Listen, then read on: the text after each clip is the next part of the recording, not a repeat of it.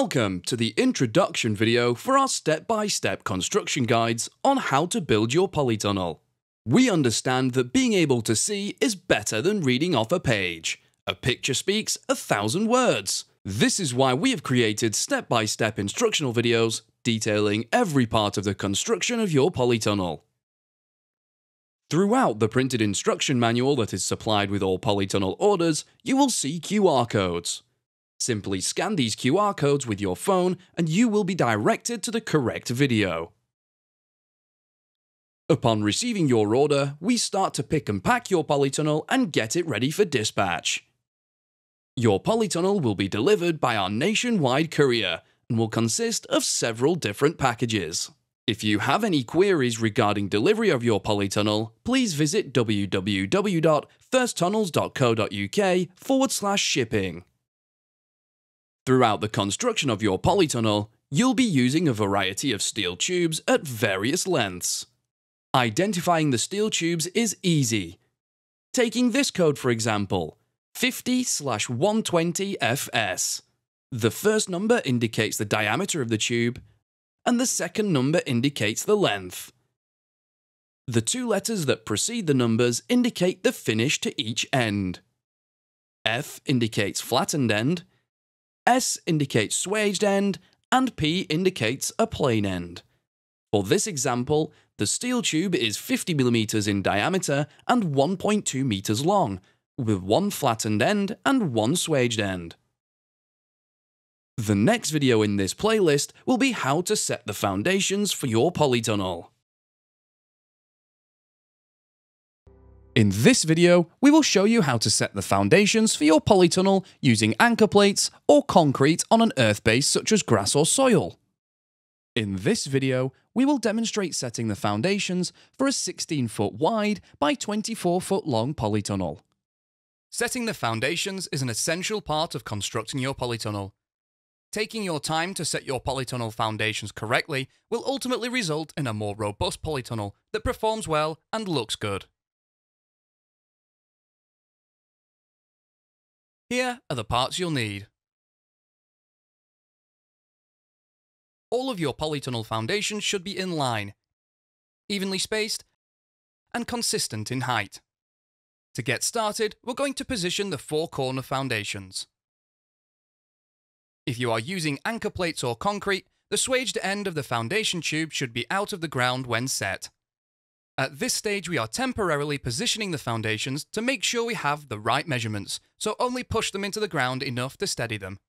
Take all measurements from the tube centers. Choose a corner and position the first foundation.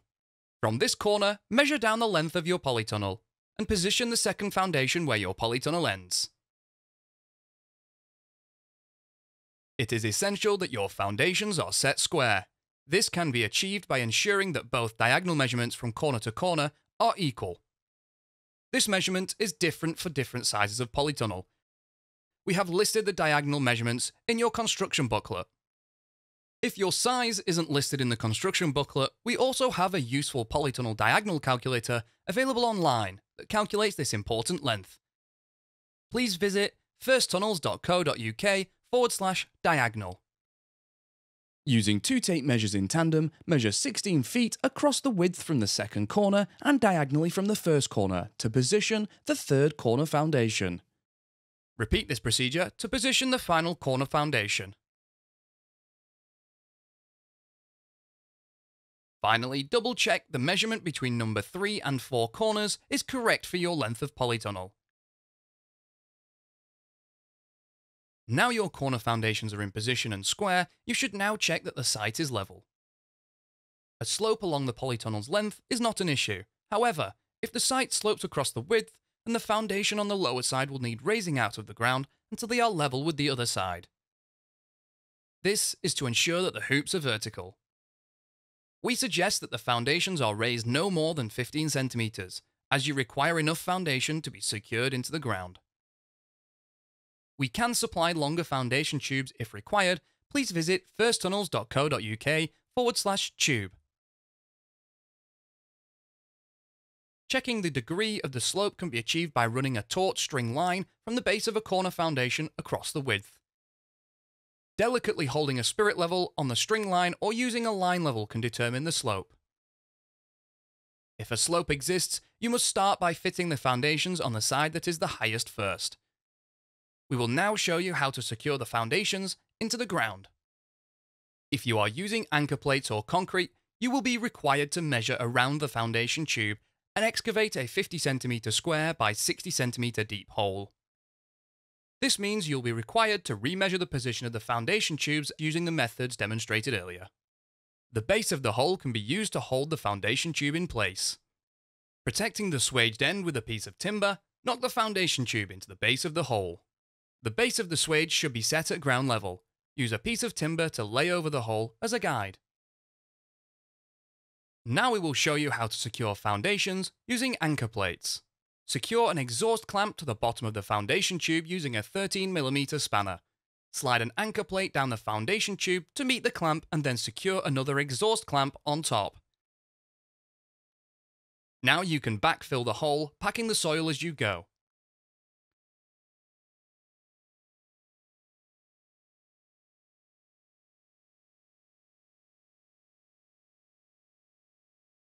Now we're going to demonstrate securing the polytunnel foundations using concrete.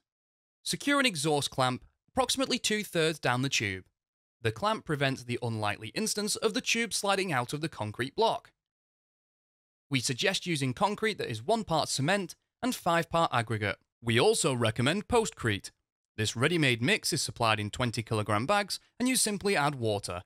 Approximately 2 bags per hole will be required.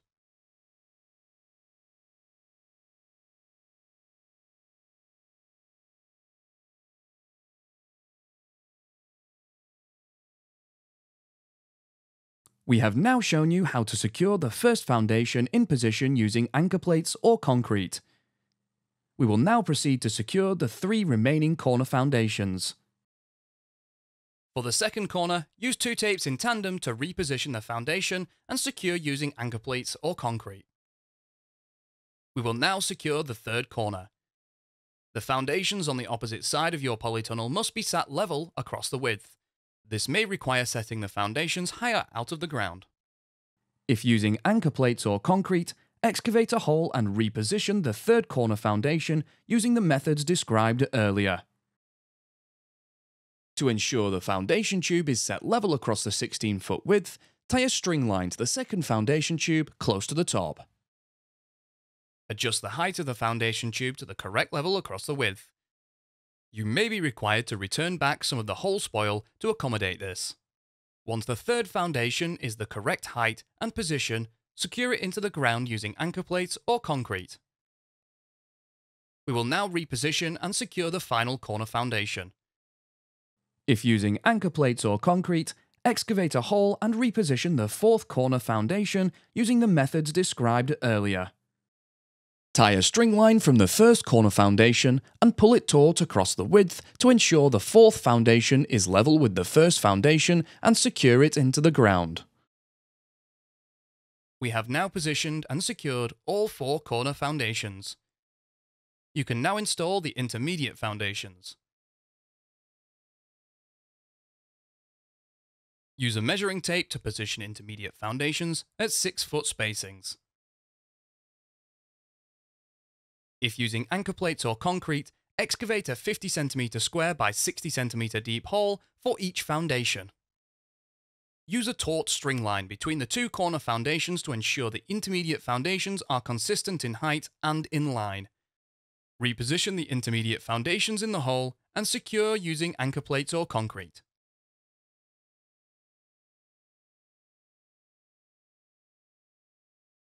Now we are ready to repeat on the opposite side.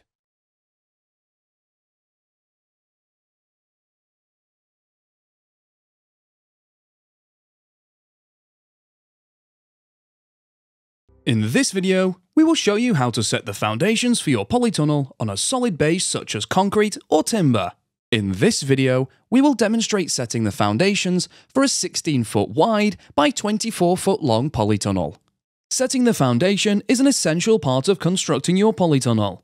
Taking your time to set your polytunnel foundations correctly will ultimately result in a more robust polytunnel that performs well and looks good.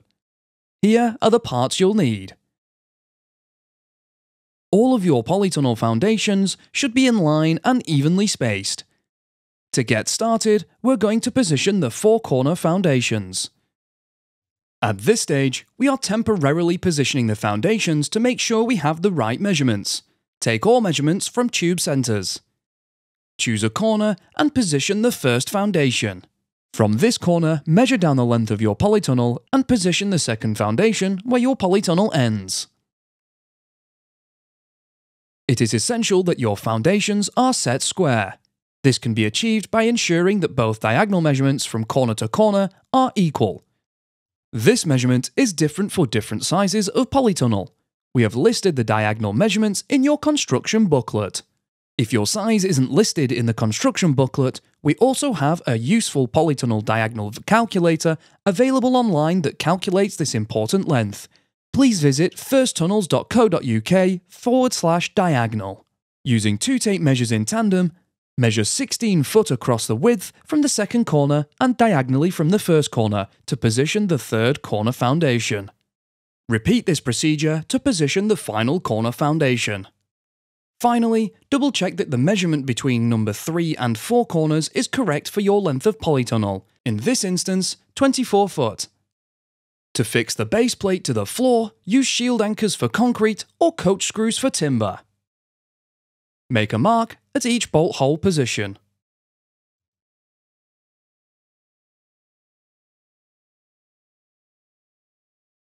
If on a concrete base, drill holes 10 cm deep using a 16mm masonry drill bit. Separate the bolt and washers from the sleeves and insert through the holes in the base plates and then screw on the sleeves. Locate the sleeves into the holes and then firmly tighten using a 17mm spanner.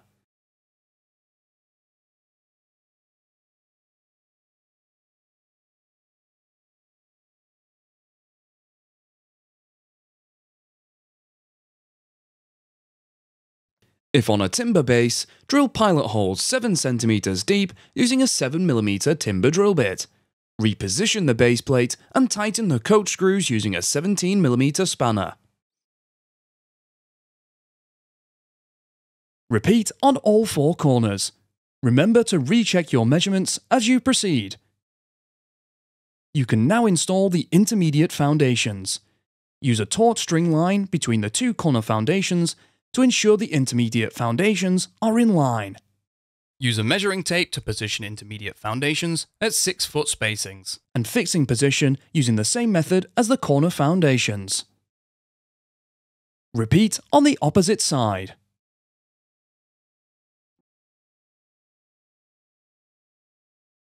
In this video, we will show you how to construct and position your polytunnel hoops.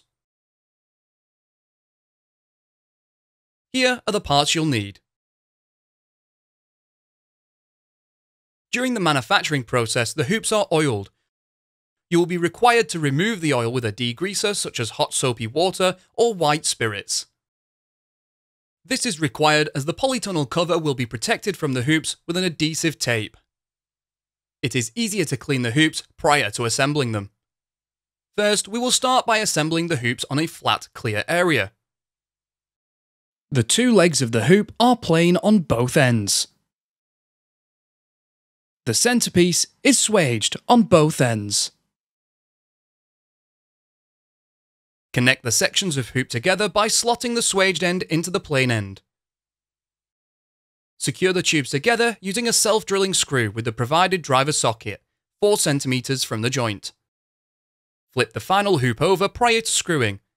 This ensures when the hoops are positioned, the screw heads are internal to the structure and that the configuration of the hoop joints are identical for all hoops.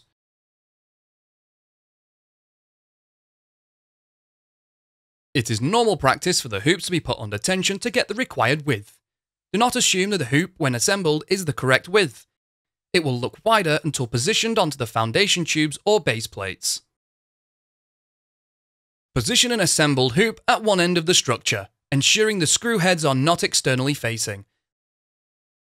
This will prevent damaging the polytunnel cover when fitted. Repeat the process for all hoops.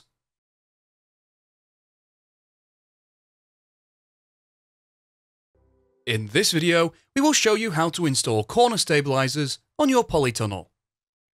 Corner stabilisers help strengthen your polytunnel by spreading the load from the wind. Here are the parts you'll need.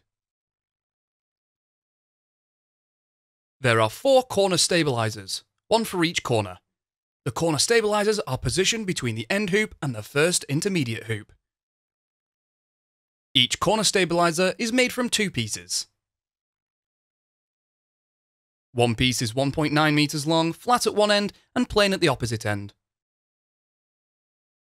The second piece is 45 centimeters long, flat at one end and swage at the opposite end. Fit a Q-clip 18 centimeters up from the hoop and foundations joint on the first intermediate hoop. Use a pair of pipe grips to close the prongs together.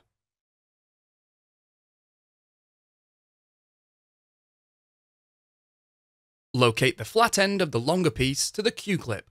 Push a bolt through the hole, ensuring the threaded part is on the inside of the polytunnel. The bottom of the Q-clip should be on the 18 centimeter mark. Screw on a nut and firmly tighten. Slide the swaged end of the shorter piece into the plain end of the longer piece. Position a Q-clip on the end hoop and locate the flat end to the Q-clip. Push a bolt through the hole and loosely secure into place with a nut. Secure the 2 pieces of the corner stabiliser together with a self-drilling screw. Place a spirit level on the end hoop and adjust the Q-clip up or down until the hoop is vertically aligned and firmly tighten the Q-clip. Repeat this process to fit the corner stabilisers on the remaining 3 corners of your polytunnel.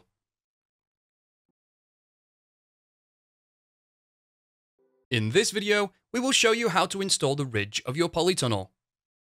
Here are the parts you'll need. Your ridge will be supplied in pieces of tube which slot together. There is one 61 centimeter piece which is plain on one end and swaged on the opposite end. The remaining pieces are 1.9 meters long and are plain on one end and swaged on the opposite end. Slot the swaged end of the short piece into the plain end of the long piece and secure using a self-drilling screw with the provided driver socket, 4 centimeters from the joint. This piece will be fixed in position using ridge clamps. Position a ridge clamp on the first and second hoops centrally on the apex. On the end hoop, ensure the threaded section of the clamp is to the inside of the polytunnel. Slide the ridge tube through both ridge clamps, ensuring the plain end is on the end hoop. Firmly tighten the end clamp with the plain end of the ridge tube, protruding as little as possible through the ridge clamp. Ensure the hoops are vertical. The end hoops have been set vertical when fitting the corner stabiliser.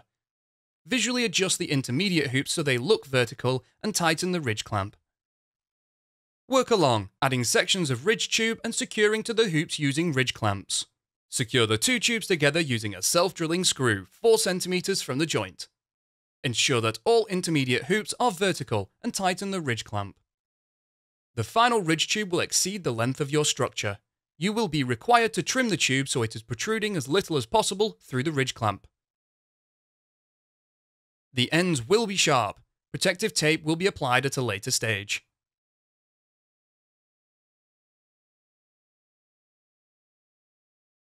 In this video, we will show you how to install crop bars and crop bar diagonal braces on your polytunnel. Crop bars span across the width of your polytunnel on intermediate hoops, and they are used so that the structure is more robust. Crop bars are not installed on the 2 end hoops. Here are the parts you'll need. The crop bar is supplied in one piece. It is 2.92 meters long and is flattened on both ends. Fit a Q-clip onto one side of the hoop, approximately head height. Locate the flat end of the assembled crop bar to the Q-clip. Push a bolt through the hole and loosely secure in place. Position another Q-clip on the opposite side of the hoop. Locate the flat end to the Q-clip. Push a bolt through the hole and loosely secure in place. We need to ensure the crop bar is level. Place a spirit level on the crop bar and adjust accordingly.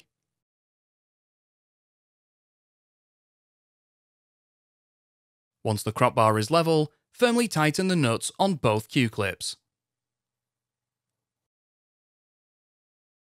Now we will fit the crop bar diagonal braces. Crop bar diagonal braces span from the crop bar to the central ridge. There is one diagonal brace per crop bar. Crop bar diagonal braces are 45 cm long and are flat at both ends. Fit a Q-clip to the central ridge. Fit another Q-clip to the crop bar. Locate one end to the Q-clip on the central ridge and loosely secure in place with a bolt and nut. Now locate the opposite end to the Q-clip on the crop bar and firmly tighten.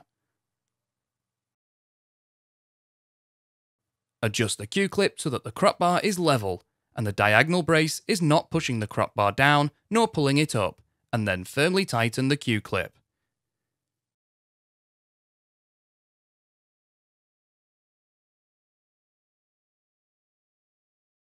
Repeat this process on the remaining intermediate hoops.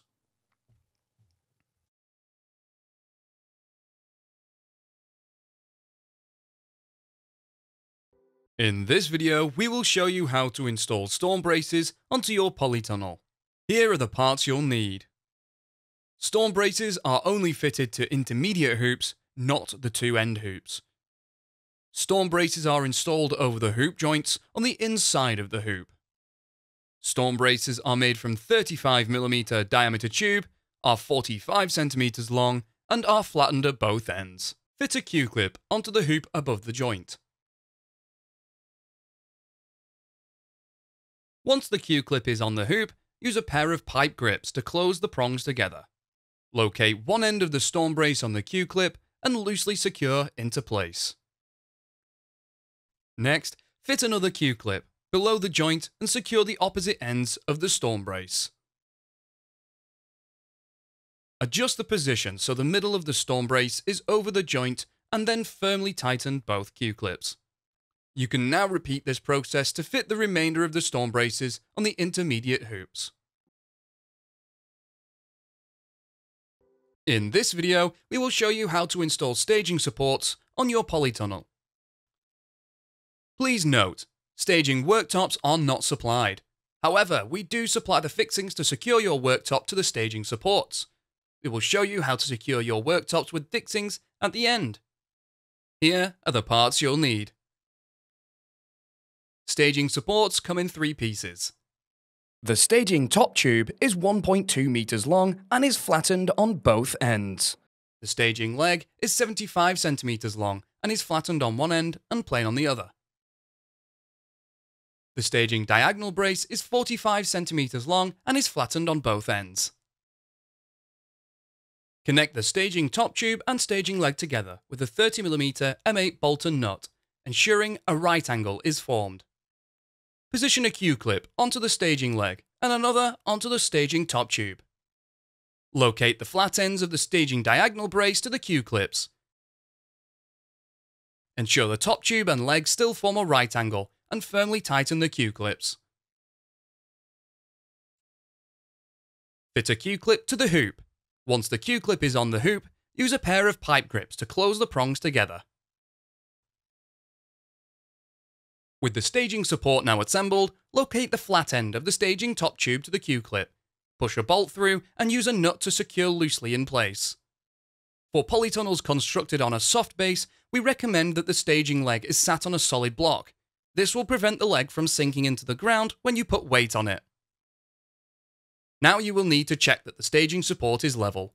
Place a spirit level along the staging top tube to check this. Once the staging support is level and perpendicular to the hoop, firmly tighten the Q-clip. You can repeat this process for the remaining staging supports.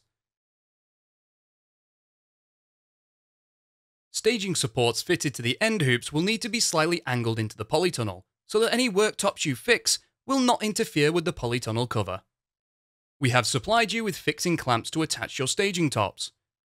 To attach worktops, use a 9mm drill bit to drill 2 holes through your worktop, one either side of the staging top tube. Push a bolt through each hole with the threads pointing down. Locate the tube pressing on the bolts and secure in place with nuts and firmly tighten.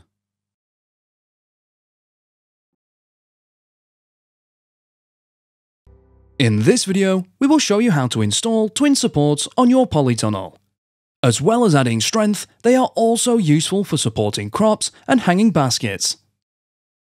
Here are the parts you'll need. Twin supports are assembled and fit in the same way as the central ridge. Twin supports are fitted onto the hoop at each end of the central ridge. You can choose to fit them at whichever level suits you best.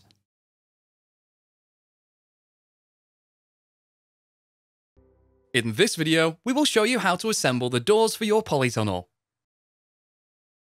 Here are the parts you'll need. Constructing the doors in the warmth of your garage or on a hard flat surface is easier than trying to perform the operation on site. A door is made up of 2 uprights and 4 cross pieces. The uprights are 47mm by 75mm timber and are 2.1 meters long. The 4 cross pieces are also 47mm by 75mm timber and are 1 meter long. The remaining pieces of timber in the pack are battens, which we will use to secure the door cover to the door. To get started, we will drill 4 pilot holes in each upright with a 4mm timber drill bit. Using a tape measure, mark the position of the holes on the upright with a pencil. Holes are required 4 cm in from each end of the upright and a further 2 holes 50 cm in from each end. Ensure you drill the holes central to the width of the timber. Lay the 2 uprights parallel to each other, ensuring that the holes align, and then position the 4 cross pieces between the 2 uprights centrally with the holes. Once you are happy with the alignment, screw them together using the 150mm screws supplied in the commercial door furniture kit. We will now strengthen the joints with nail plates supplied in the commercial door furniture kit. Position a nail plate centrally across the joints and nail into place using twisted nails. Flip the door over and repeat. We will now fit the polythene panel to the door. Lay the polythene panel over the door. Ensure one edge of the panel is flush with the outer edge of one upright, and use a staple gun to secure it down to one upright. Pull the panel tight across the width and secure it to the opposite upright, ensuring there are no wrinkles or creases in the panel. Now secure the panel to one end of the door, whilst pulling any creases out. Secure the panel to the opposite end of the door. Finally, nail the battens around the frame on top of the panels. This will further secure the panels in position. The battens are 19mm by 38mm timber and come in 1.8 meter lengths. You will be required to cut battens to size. The uprights require 1 full batten and a shorter piece, cut to size. Position the batten flush with the inner edge of the door. Secure in position with nails approximately 20 cm apart. Repeat on the opposite upright. Now measure and cut battens for the 4 cross pieces and secure in place. Trim the excess polythene off with a sharp knife.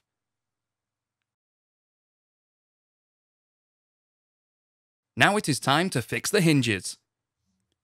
Hinges are fixed to the inner side of the door on the 2 middle cross pieces. You'll be required to screw the triangle-shaped leaf of the hinge to the cross piece, and the rectangular-shaped leaf will be secured to the doorpost later. Position the T-hinge with the chamfered holes facing upwards, with the rectangular leaf pointing downwards. You will note that the nail plate will be visible through the holes of the hinge. You are able to drill through the nail plate with the screws provided. Adjust the position to avoid nail heads. Repeat this process for all additional hinged doors. The remaining screws for the hinge will be required once the commercial door frame has been fitted. In this video, we will show you how to fit the door frame for hinged doors. We will show you how to secure the door frame to your polytunnel on both soil and solid bases. In this video, we will show you how to fit doors that open inwards. If you would like your doors to open outwards, then this can only be done once the polytunnel cover has been fitted. We will show you how to achieve this at the end of the video. Here are the parts you'll need.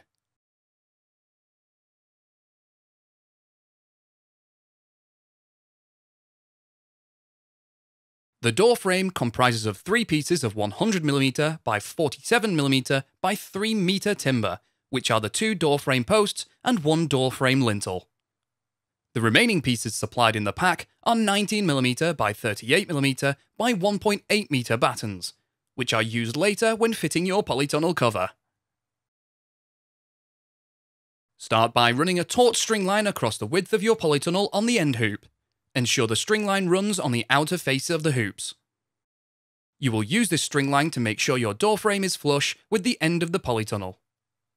Determine the centre of your polytunnel width by measuring 8 feet from the corner hoop from the centre of the tube.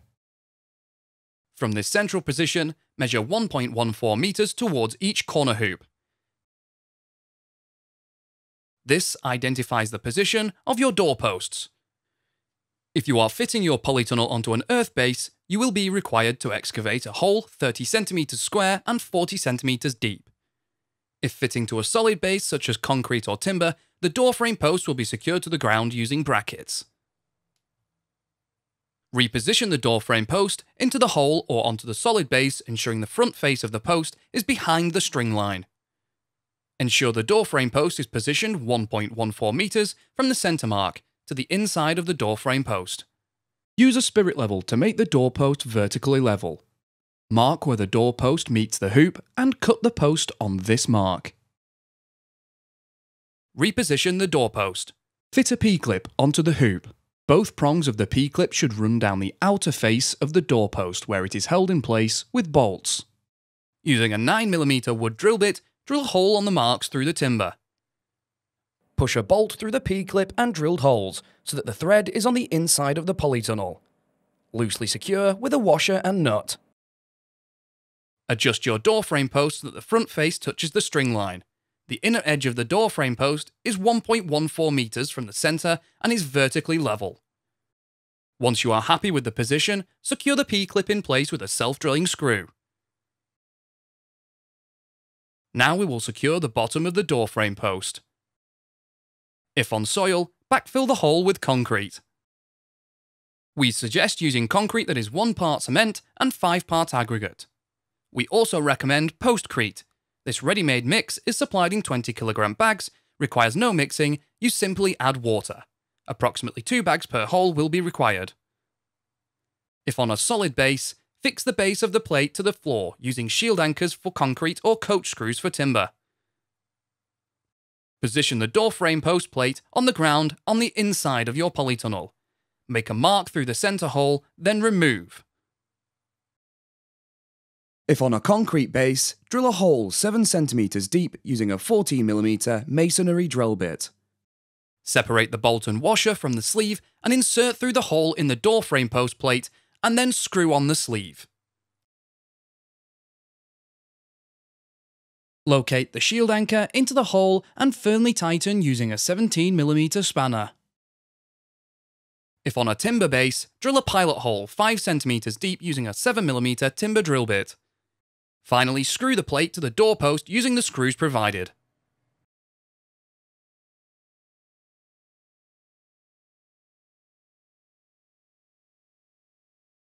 We will now fit a door to one of the doorposts.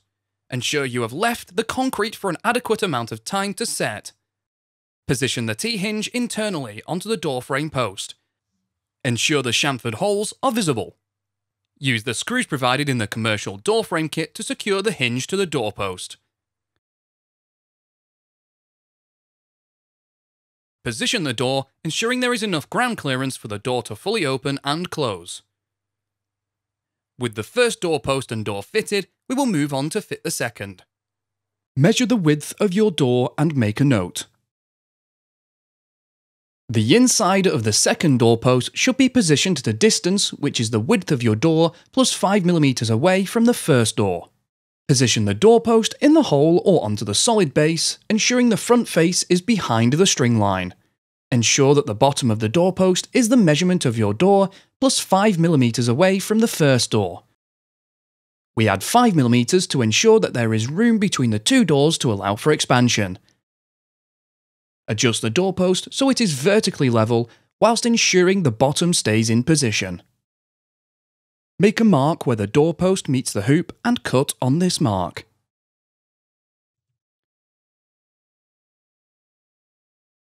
Reposition the door frame post. Recheck the measurements and that it is level. Once you are happy, secure the top of the door frame post to the hoop with a P-clip. Firmly tighten and then secure the P-clip in place with a self-drilling screw. Ensure that the bottom of the doorpost is in the correct position and then secure to the ground using concrete, shield anchors or coach screws.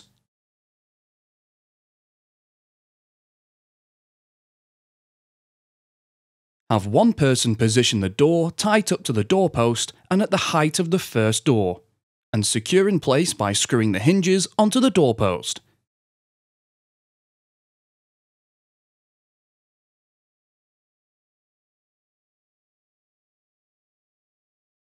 We are now ready to fit the door frame lintel. Before doing so, double check that both doors open and close nicely, ensuring they both have enough ground clearance.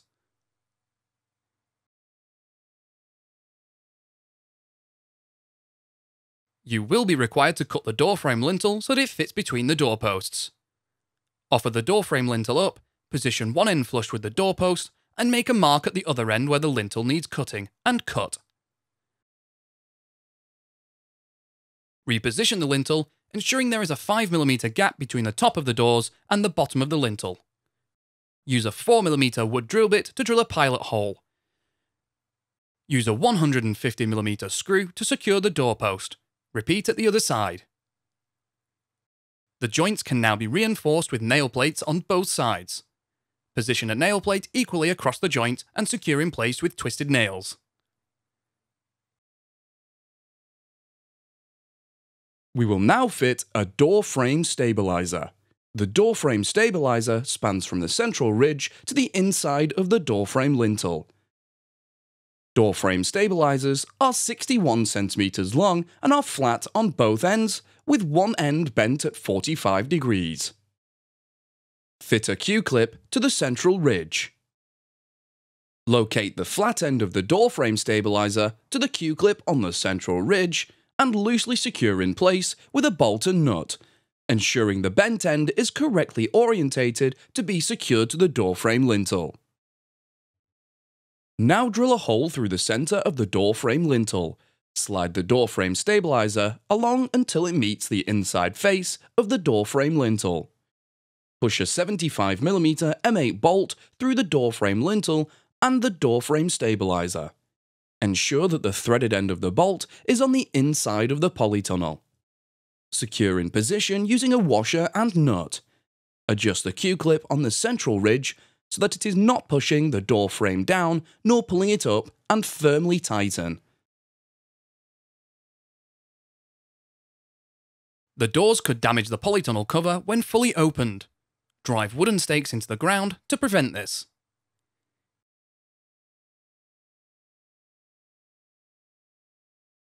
If you would like the doors to swing outwards, this process can be done after the polytunnel cover has been fitted. Remove the doors from the door frame and reposition the hinges, so they are on the outside of the door frame. The hinge will be screwed onto the batten of the door frame post upright. Longer screws will be required. You will need to source these screws yourself. If you do choose to have your doors opening outwards, ensure that you use a small strip of timber so that the door cannot blow inwards. Again, this timber will need to be sourced by yourself. Now we will fit the door drop spikes that keep your door from blowing in the wind. Door drop spikes are fitted to the outside face of the door on the opposite side to the hinges.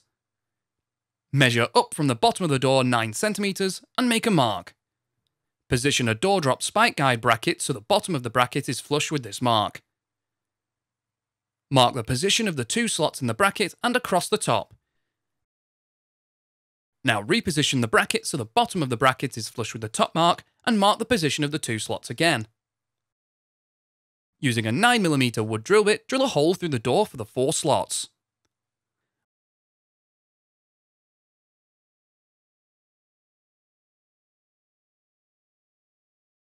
On the inside face of the door, Insert pronged T-nuts into each hole. Bolt the 2 angled brackets onto the door with the slot on each bracket at the top.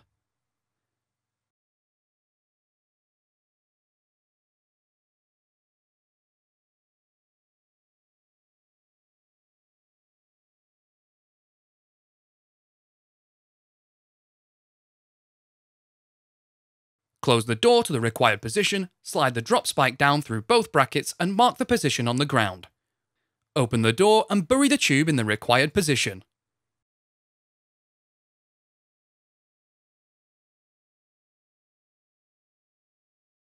If your polytunnel is on a hard base, the housing tube is not required. Simply drill a hole using a 9mm drill bit to an appropriate depth.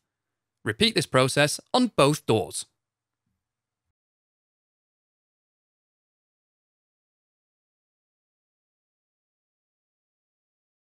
In this video, we will show you how to assemble the doors for your polytunnel. Here are the parts you'll need. Constructing the doors in the warmth of your garage or on a hard flat surface is easier than trying to perform the operation on site. A door is made up of 2 uprights and 4 cross pieces. The uprights are 47mm by 75mm timber and are 2.1 meters long. The 4 cross pieces are also 47mm by 75mm timber and are 1 meter long. The remaining pieces of timber in the pack are battens, which we will use to secure the door cover to the door. To get started, we will drill 4 pilot holes in each upright with a 4mm timber drill bit. Using a tape measure, mark the position of the holes on the upright with a pencil. Holes are required 4 cm in from each end of the upright and a further 2 holes 50 cm in from each end. Ensure you drill the holes central to the width of the timber. Lay the 2 uprights parallel to each other, ensuring that the holes align, and then position the 4 cross pieces between the 2 uprights centrally with the holes. Once you are happy with the alignment, screw them together using the 150mm screws supplied in the commercial door furniture kit. We will now strengthen the joints with nail plates supplied in the commercial door furniture kit. Position a nail plate centrally across the joints and nail into place using twisted nails. Flip the door over and repeat. We will now fit the polythene panel to the door. Lay the polythene panel over the door. Ensure one edge of the panel is flush with the outer edge of one upright, and use a staple gun to secure it down to one upright. Pull the panel tight across the width and secure it to the opposite upright, ensuring there are no wrinkles or creases in the panel. Now secure the panel to one end of the door, whilst pulling any creases out. Secure the panel to the opposite end of the door. Finally, nail the battens around the frame on top of the panels. This will further secure the panels in position. The battens are 19mm by 38mm timber and come in 1.8 meter lengths. You will be required to cut battens to size. The uprights require 1 full batten and a shorter piece, cut to size. Position the batten flush with the inner edge of the door. Secure in position with nails approximately 20 cm apart. Repeat on the opposite upright. Now measure and cut battens for the 4 cross pieces and secure in place. Trim the excess polythene off with a sharp knife.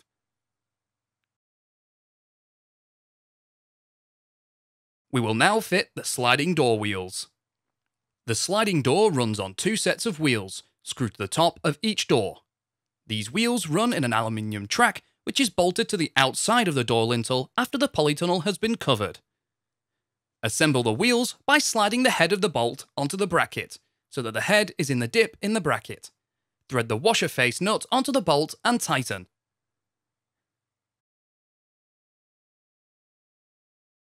Thread the wheel assembly onto the bolt until the end of the bolt is flush with the nylon washer. Screw the wheel assembly to the top of the door centrally and 10 cm from each end. Ensure the slot of the bracket is on the inside face of the door. The inside of the door is the side which does not have the polythene panel attached. Using a 4mm timber drill bit, drill a pilot hole for each hole and then secure the bracket to the door using the screws provided in the sliding door furniture kit. Repeat this process on the opposite side of the door.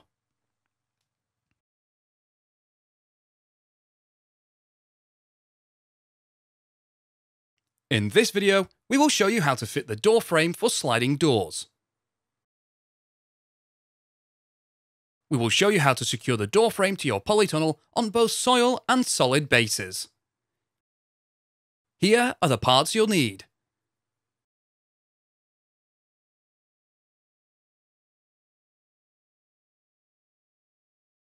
The door frame comprises of 3 pieces of 100mm by 47mm by 3m timber, which are the 2 door frame posts and 1 door frame lintel. The remaining pieces supplied in the pack are 19mm by 38mm by 1.8m battens, which are used later when fitting your polytunnel cover.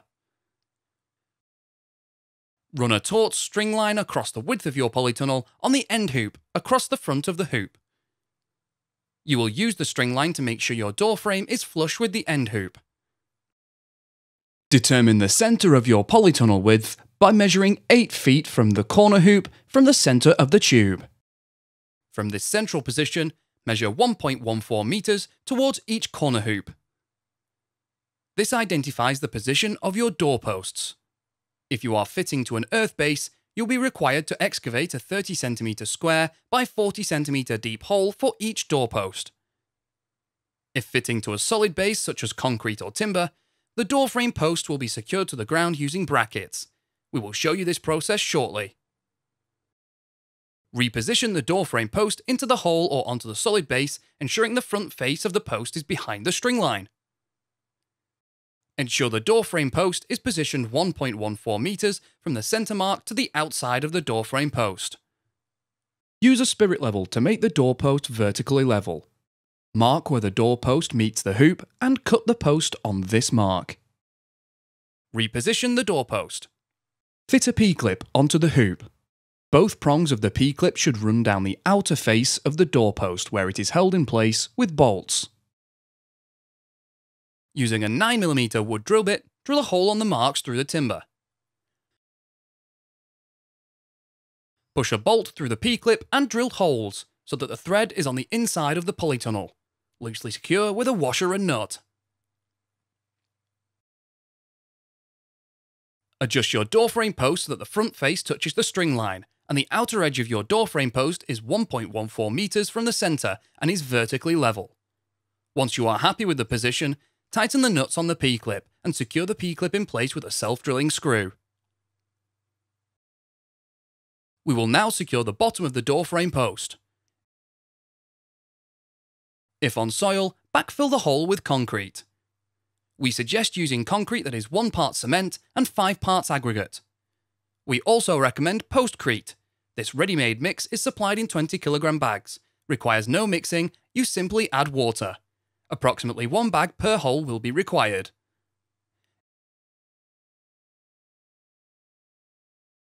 If on a solid base, fix the base of the plate to the floor using shield anchors for concrete or coach screws for timber. Position the door frame post plate on the ground inside of your polytunnel. Make a mark through the center hole, then remove. If on a concrete base, drill a hole 8 cm deep using a 14mm masonry drill bit. Separate the bolt and washer from the sleeve and insert through the hole in the door frame post plate, and then screw on the sleeve.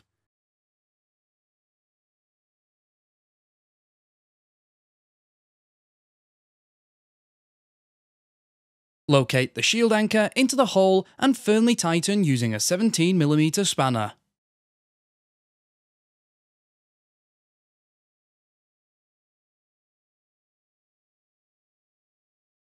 If on a timber base, drill a pilot hole 7 cm deep using a 7mm timber drill bit. Finally, screw the plate onto the doorpost using the screws provided. Repeat this process for the second doorpost.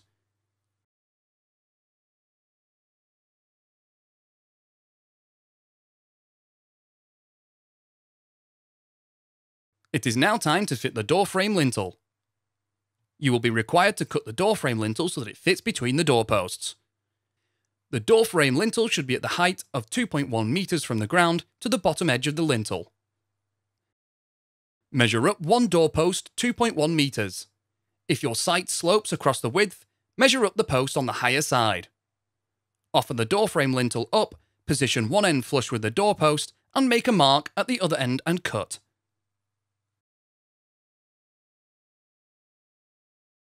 Reposition the lintel, ensure the door frame lintel is level, and use a 4mm wood drill bit to drill a pilot hole. Use a 150mm screw to secure to the doorpost. Repeat at the other side. The joints can now be reinforced with nail plates on both sides. Position a nail plate equally across the joint and secure in place with twisted nails.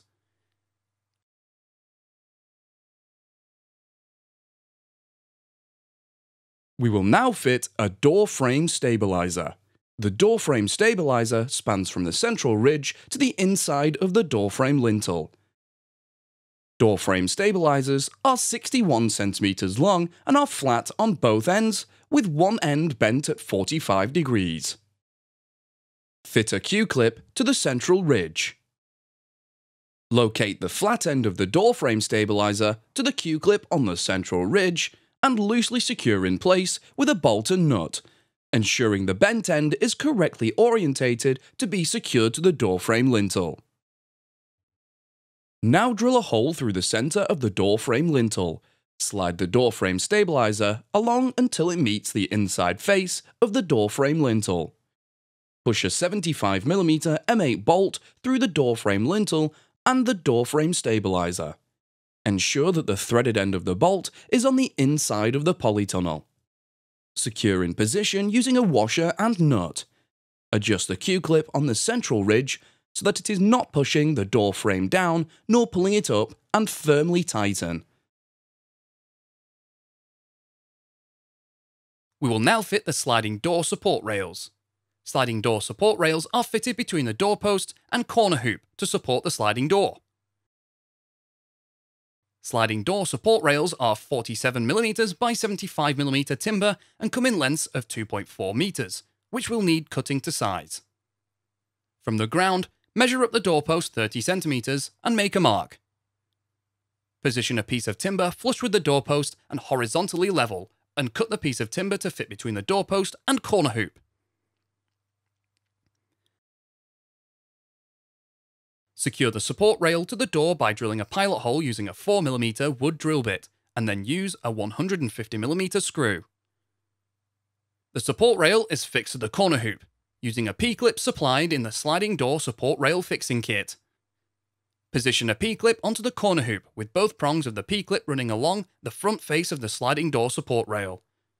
Make a mark through the two holes on the P-clip and then drill a hole through the timber on each mark. Reposition the P-clip and secure the rail to the P-clip using the bolts and nuts provided. Ensure the support rail is level and then secure the P-clip to the hoop using a self-drilling screw. Now reinforce the joints between the doorpost and support rail using nail plates on both sides. The final step for the support rail is to fix a batten to it on the outside. The batten should be cut to fit between the end of the P-clip and approximately 5mm away from the joint on the doorpost. You may require more than one length of batten and need to cut to size. Once the correct size, nail the batten to the support rail, ensuring the top edges are flush. We will now show you how to fit your sliding doors. The process of fitting your sliding doors will be done once you have fitted your polytunnel cover. Please watch the video, Fitting Polytunnel Cover to Timber or Aluminium Rail using the trenching method, and then return to this section to perform the final fit of your sliding doors. For each double sliding door, the aluminium door rail track is supplied in two lengths of 2.4 meters. You will be required to join the two pieces of door track together. Join these together by inserting a rail joiner approximately halfway into the T-slot on the rear of the door track. Position the second track so the ends meet. Check the rail joiner is central and tighten all 4 grub screws with the supplied 3mm Allen key. The door track is secured to the lower batten and lintel using 8 bolts. First, we will measure and mark where you need to drill the holes to secure the sliding door track. Measure 10 cm in from the inner edge of the door frame post. Now measure 2 cm up from the bottom edge of the door frame lintel. From the bottom of the door track to the fixing channel is 2 cm. The 2 cm marks gives us a guide for your holes. Repeat on both sides. Use the door track to draw a straight line along the door frame lintel. The door track joiner will inhibit using fixing bolts within the central 20 cm section. Find the central point of your door frame lintel and then measure 10 cm either side to ensure you don't position the bolts here. Mark the position of the remaining holes required. Ensure they are all spaced an even distance apart. With a 9mm wood drill bit, drill the required holes. Slide 4 bolts down each end of the T-slot on the door track. The track should be positioned centrally and overhang evenly on both sides of the door frame. Align the bolts into position through the holes. Bolt into position by fitting a washer and nut. You have now fitted the sliding door track.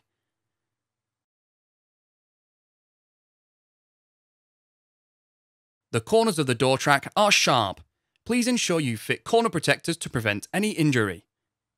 To eliminate the risk of damaging the polytunnel cover when the doors open and close, battens are fixed on the inner batten of the door frame posts. A batten is also fixed directly on top of the existing batten on the sliding door support rails. Slide the doors onto the door track. If your doors are not correctly aligned, adjust the wheel assembly by turning clockwise or anti-clockwise.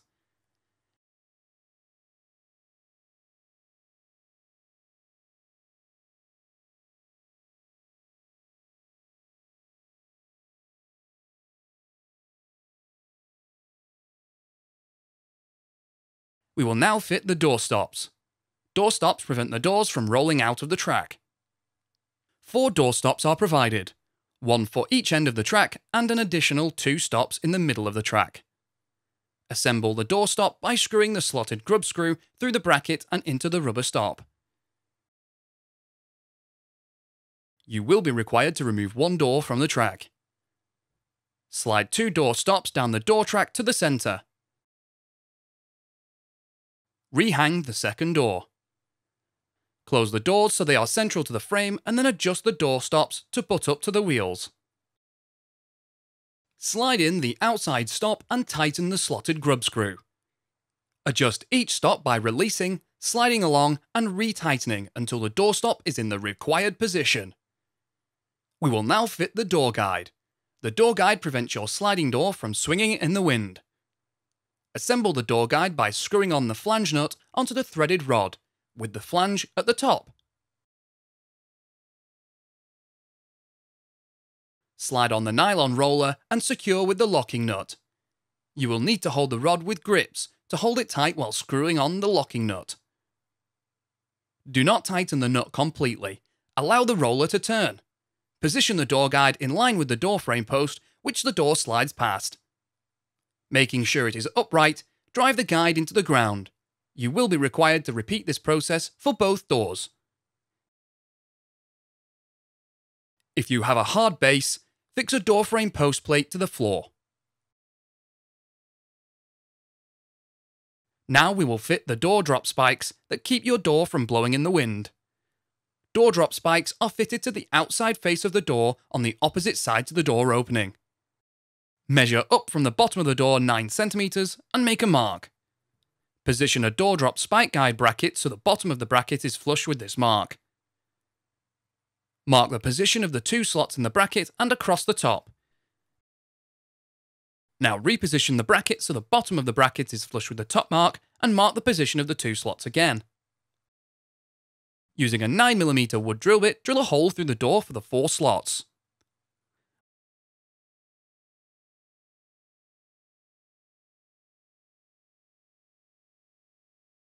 On the inside face of the door, insert pronged T-nuts into each hole.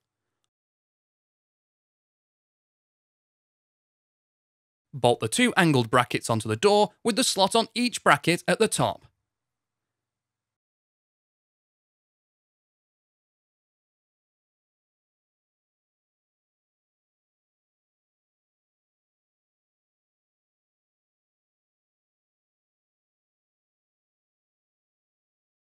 Close the door to the required position, slide the drop spike down through both brackets and mark the position on the ground. Open the door and bury the tube in the required position.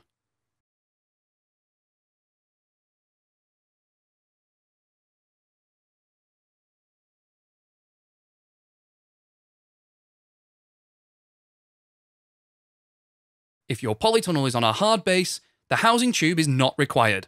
Simply drill a hole using a 9mm drill bit to an appropriate depth. Repeat this process on both doors.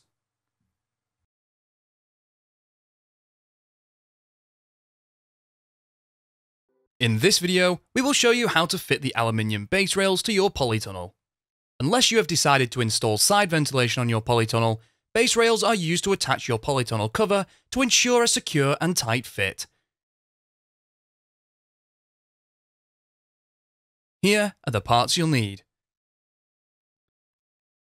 The aluminium base rail is made up of lengths of aluminium rail, which are 61 cm, 1.53 meters, 1.83 meters, and 3.66 meters. The base rail fixes to the outside of the framework with the T-slot internally facing and the cover fixing channel towards the bottom. It is attached to the framework using intermediate clamps and corner clamps. We will start by fitting a 1.53 meter length of base rail from the doorpost to the corner hoop.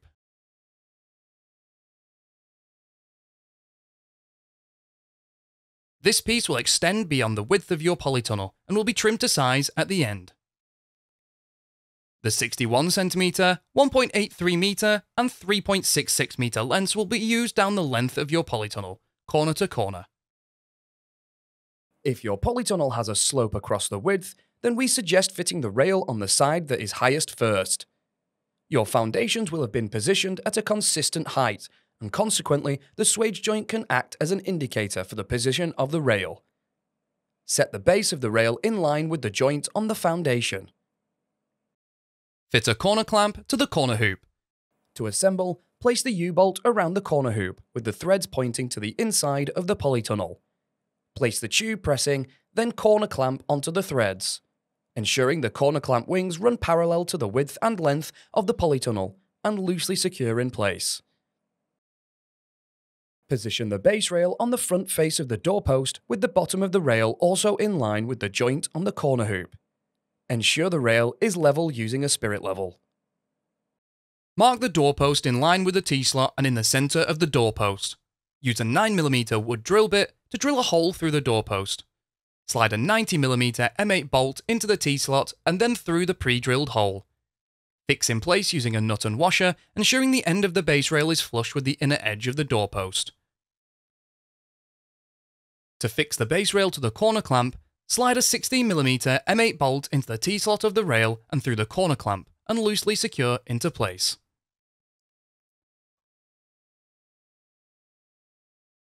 While using the level, move the corner clamp up or down to make it level, then tighten the nuts on the corner clamp. Tighten the bolt that secures the base rail to the corner clamp. We will now fit the aluminium base rail down the length of your polytunnel.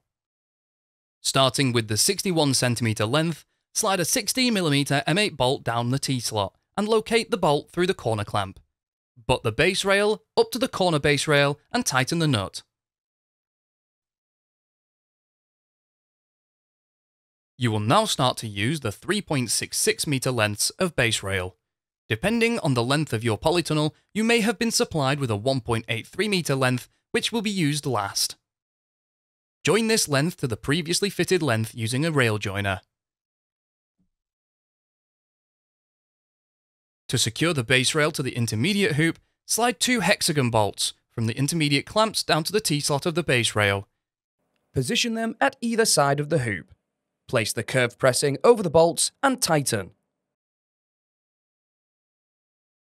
Repeat this procedure until you reach the end of your polytunnel.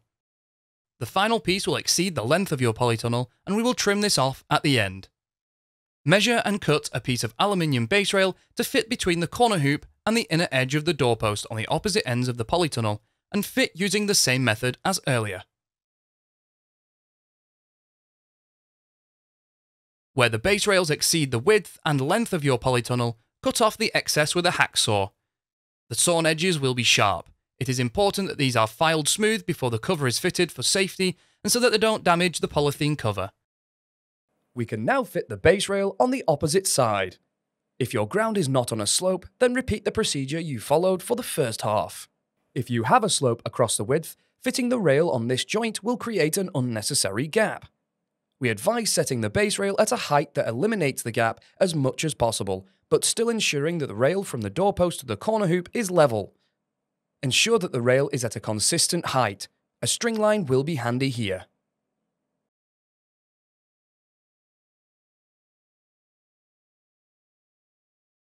In this video, we will show you how to fit the aluminium side rail with ventilation to your polytunnel.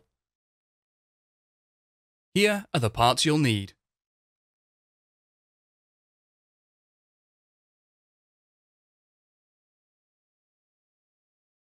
The aluminium side rail is made up of lengths of aluminium rail, which are 61 cm, 1.53 meters, 1.83 meters, and 3.66 meters. The side rail fixes to the outside of the framework, with the T-slot internally facing. It is attached to the framework using intermediate clamps and corner clamps. We will start by fitting a 1.53 meter length of side rail from the doorpost to the corner hoop. This piece will extend beyond the width of your polytunnel and will be trimmed to size at the end. The 61 cm, 1.83 meter, and 3.66 meter lengths will be used down the length of your polytunnel, corner to corner. The side rail should be fitted so it leaves a gap of 75 cm between the top of the base rail and the bottom of the side rail.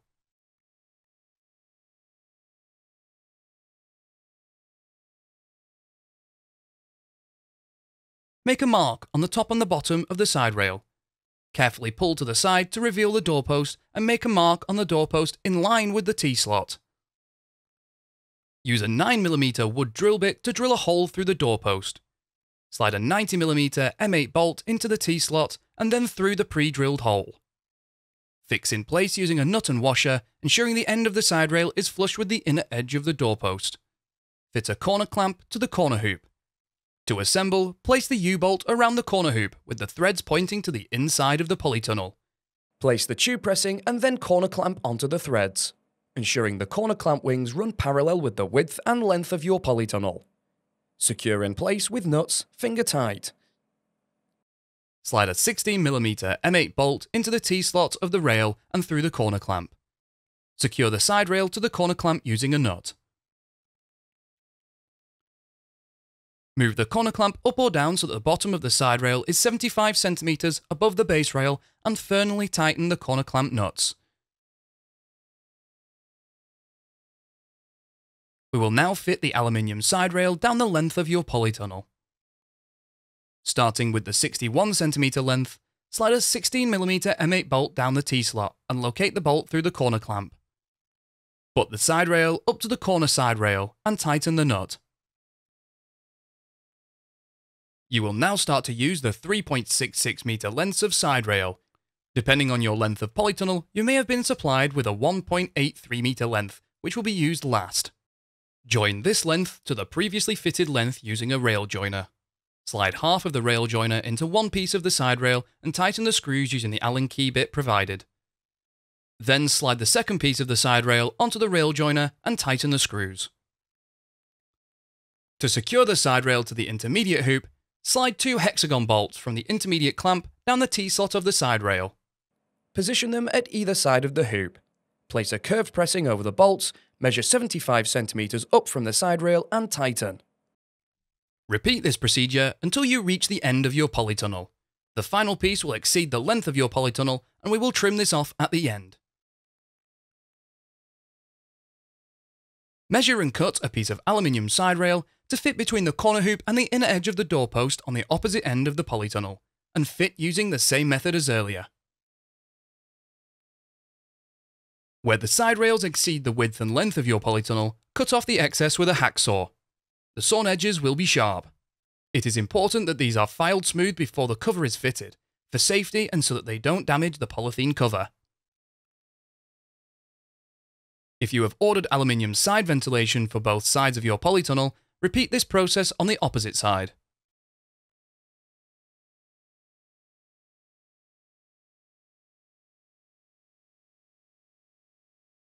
The next part of this process is to install the ventilation netting. However, it is best to fit the ventilation netting after the polytunnel cover has been fitted. This is because during the process of fitting the cover, the rails are raised. The cover is attached, and then the rails are lowered to add extra tension. Fitting the ventilation before this cover has been fitted will hinder the process and will result in the ventilation netting being baggy. Please watch the video, Fitting Polytunnel Cover to Aluminium Rail, and then return to this section to perform the final bit of your ventilation netting. To fit the ventilation netting, start by rolling it out down the length of your polytunnel and ensure there's enough overhang at either end. The green netting is secured to the side rail using the U and T profiles, which will need cutting to size. Measure and cut a piece of U profile to fit between the doorpost and corner clamp. Position the netting over the channel and secure in place by pushing the U profile onto the channel. Measure and cut a piece of the T profile to fit between the doorpost and corner hoop, and then hammer this into place using a rubber mallet. Now work down the length, adding sections of the U profile to secure the ventilation netting to the side rail.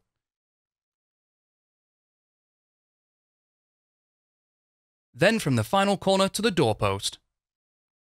Hammer the T profile into place, ensuring it covers any joins in the U profile. Repeat this procedure to secure the ventilation net to the base rail. It is best to start in the centre and work outwards to both ends. Pull the net down while doing so to tension.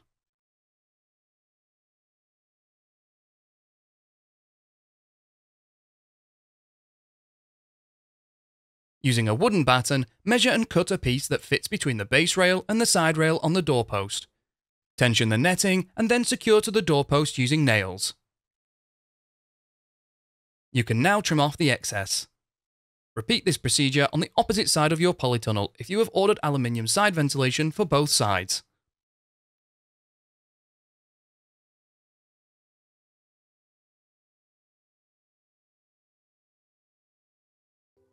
In this video, we will show you how to fit the timber base rails to your polytunnel. Unless you have decided to install side ventilation on your polytunnel, base rails are used to attach your polythene cover to ensure a secure and tight fit. Here are the parts you'll need. Timber base rails are 47mm by 75mm, commonly known as 3x2, and supplied in lengths of 1.6 metre, 1.8 metre, and 3.2 metres long. Base rails fixed to the outside of the framework. They are attached to the framework using intermediate clamps and corner clamps. We will start by fitting the base rail down the length of your polytunnel. If your polytunnel has a slope across the width, then we suggest fitting the rail on the side that is highest first. Your foundations will have been positioned at a consistent height, and consequently, the swage joint can act as an indicator for the position of the rail. Set the base of the rail in line with the joint on the foundation. Fit a corner clamp to the corner hoop. To assemble, place the U-bolt around the corner hoop, with the threads pointing to the inside of the polytunnel.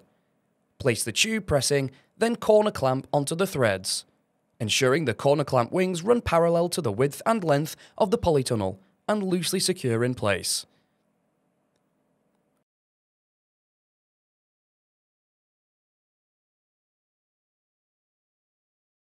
Locate a 1.8 metre length of timber and position it down the length of your polytunnel at ground level.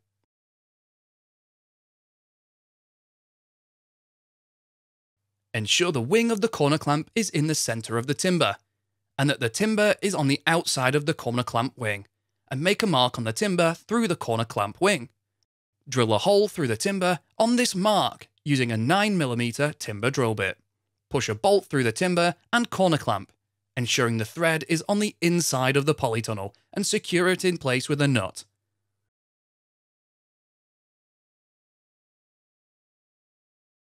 To secure the base rail to the intermediate hoop, use an intermediate clamp.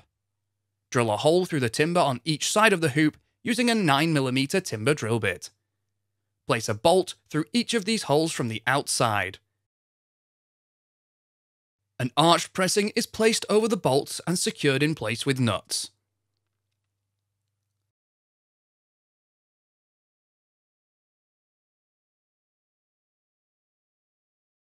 To add another section, you will need to join another piece of base rail to the one you have just fitted. To join the pieces of base rail, you will be required to fit a nail plate to each side of the joint. Position a nail plate equally across the joint and secure in place using square twisted nails. Work down the length of your polytunnel, joining sections of 3.2 meter long base rail, finishing with a 1.8 meter length if required, and securing them to the hoops using clamps. The base rail will exceed the length of your polytunnel and will be cut off later. We will now show you how to fit the base rail from the doorpost to the corner hoop. Using a length of timber 1.6 meters long, but one end up to the inside of the corner clamp wing. Make a mark through the hole and another mark where you are required to cut the piece, in line with the doorpost. Drill a hole and cut the timber and then reposition the base rail. Secure it to the corner clamp using a washer and nut. Use a spirit level to make sure that it is level to the doorpost. If your site is sloped, you may be required to dig out a little earth to accommodate this. Use a 4mm timber drill bit to drill a pilot hole in the centre of the inside edge of the doorpost, through into the base rail. Screw a 150mm screw through the hole to secure together. Reinforce the joint from the doorpost to the base rail with a nail plate and square twisted nail. Nail plates are installed on both sides of the joint.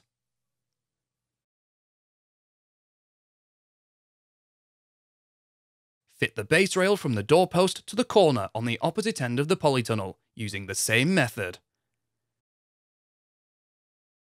Cut the excess base rail down the length, flush with the end of the polytunnel. We can now fit the base rail on the opposite side. If your ground is not on a slope, then repeat the procedure you followed for the first half. If you have a slope across the width, fitting the rail on this joint will create an unnecessary gap. We advise setting the base rail at a height that eliminates the gap as much as possible, but still ensuring that the rail from the doorpost to the corner hoop is level. Ensure that the rail is at a consistent height. A string line will be handy here.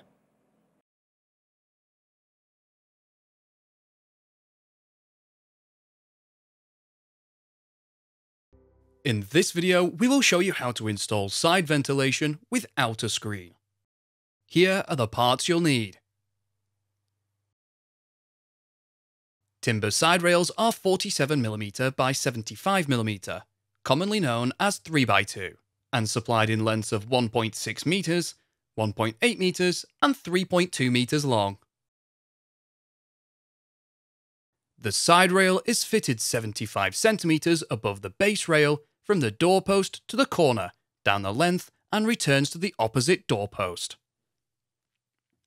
It is fitted using the same method as fitting the base rail with corner and intermediate clamps.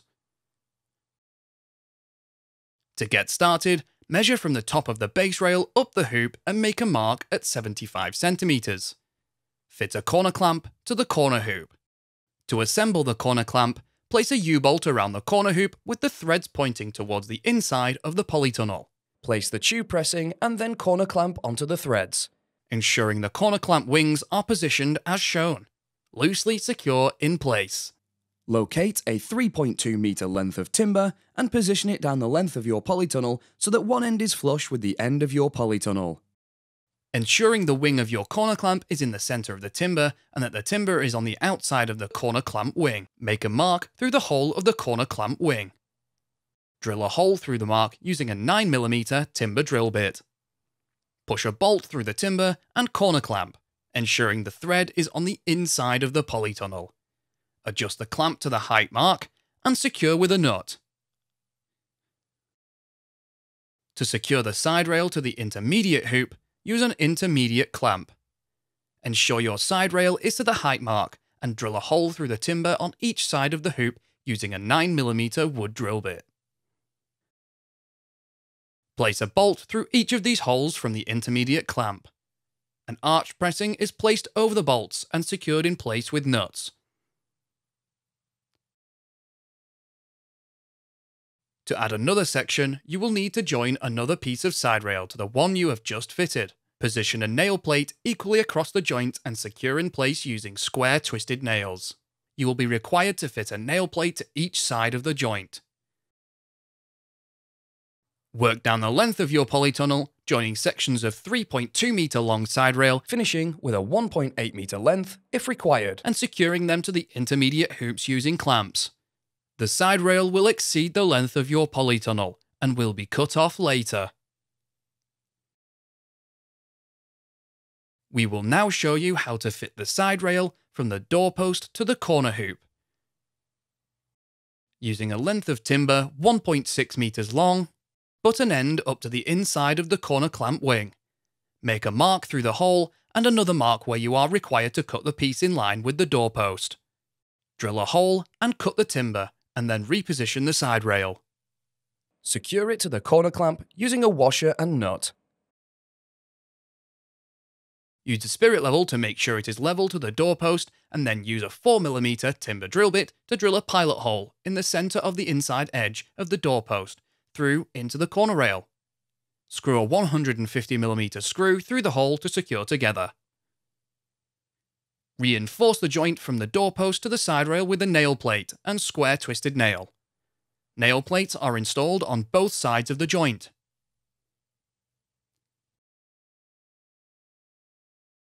Fit the side rail from the doorpost to the corner on the opposite end of the polytunnel using the same method.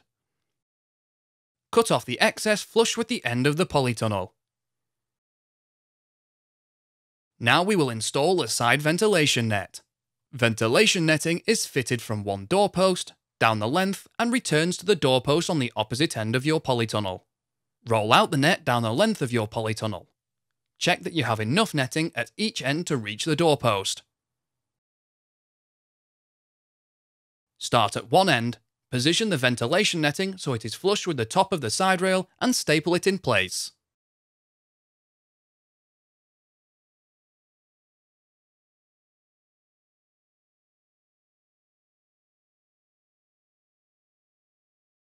If you have ordered timber side ventilation for both sides of your polytunnel, repeat this process on the opposite side.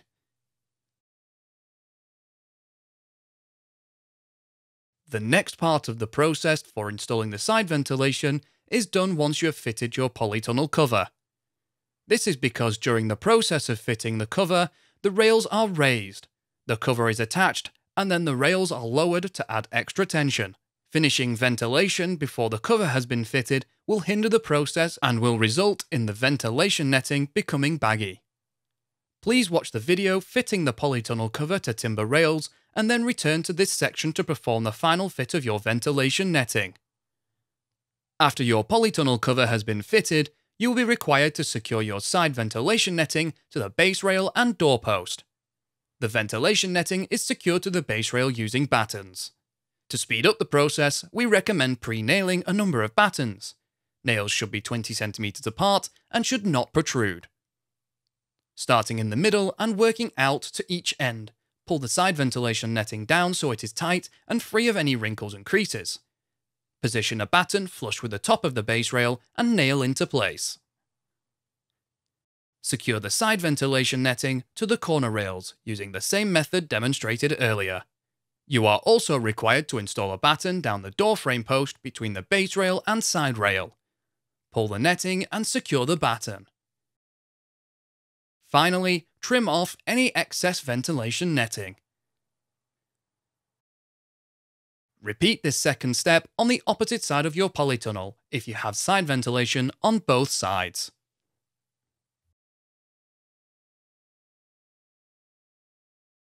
In this video, we will show you how to fit side ventilation with a screen. Here are the parts you'll need.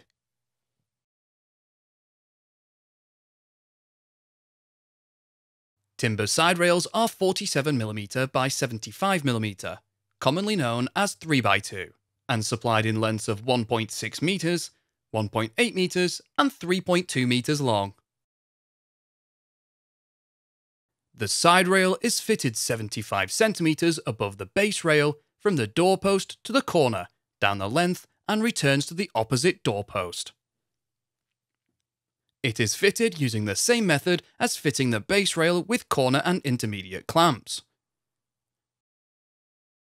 To get started, measure from the top of the base rail up the hoop and make a mark at 75 centimeters. Fit a corner clamp to the corner hoop. To assemble the corner clamp, place a U-bolt around the corner hoop with the threads pointing towards the inside of the polytunnel. Place the tube pressing and then corner clamp onto the threads, ensuring the corner clamp wings are positioned as shown, loosely secure in place. Locate a 3.2 meter length of timber and position it down the length of your polytunnel so that one end is flush with the end of your polytunnel. Ensuring the wing of your corner clamp is in the center of the timber and that the timber is on the outside of the corner clamp wing. Make a mark through the hole of the corner clamp wing. Drill a hole through the mark using a 9mm timber drill bit. Push a bolt through the timber and corner clamp, ensuring the thread is on the inside of the polytunnel. Adjust the clamp to the height mark and secure with a nut. To secure the side rail to the intermediate hoop, use an intermediate clamp. Ensure your side rail is to the height mark and drill a hole through the timber on each side of the hoop using a 9mm wood drill bit. Place a bolt through each of these holes from the intermediate clamp. An arch pressing is placed over the bolts and secured in place with nuts. To add another section, you will need to join another piece of side rail to the one you have just fitted. Position a nail plate equally across the joint and secure in place using square twisted nails. You will be required to fit a nail plate to each side of the joint. Work down the length of your polytunnel, joining sections of 3.2 meter long side rail, Finishing with a 1.8 meter length if required, and securing them to the intermediate hoops using clamps. The side rail will exceed the length of your polytunnel and will be cut off later. We will now show you how to fit the side rail from the doorpost to the corner hoop. Using a length of timber 1.6 meters long, butt an end up to the inside of the corner clamp wing. Make a mark through the hole and another mark where you are required to cut the piece in line with the doorpost. Drill a hole and cut the timber, and then reposition the side rail. Secure it to the corner clamp using a washer and nut. Use the spirit level to make sure it is level to the doorpost, and then use a 4mm timber drill bit to drill a pilot hole in the center of the inside edge of the doorpost through into the corner rail. Screw a 150mm screw through the hole to secure together. Reinforce the joint from the doorpost to the side rail with a nail plate and square twisted nail. Nail plates are installed on both sides of the joint.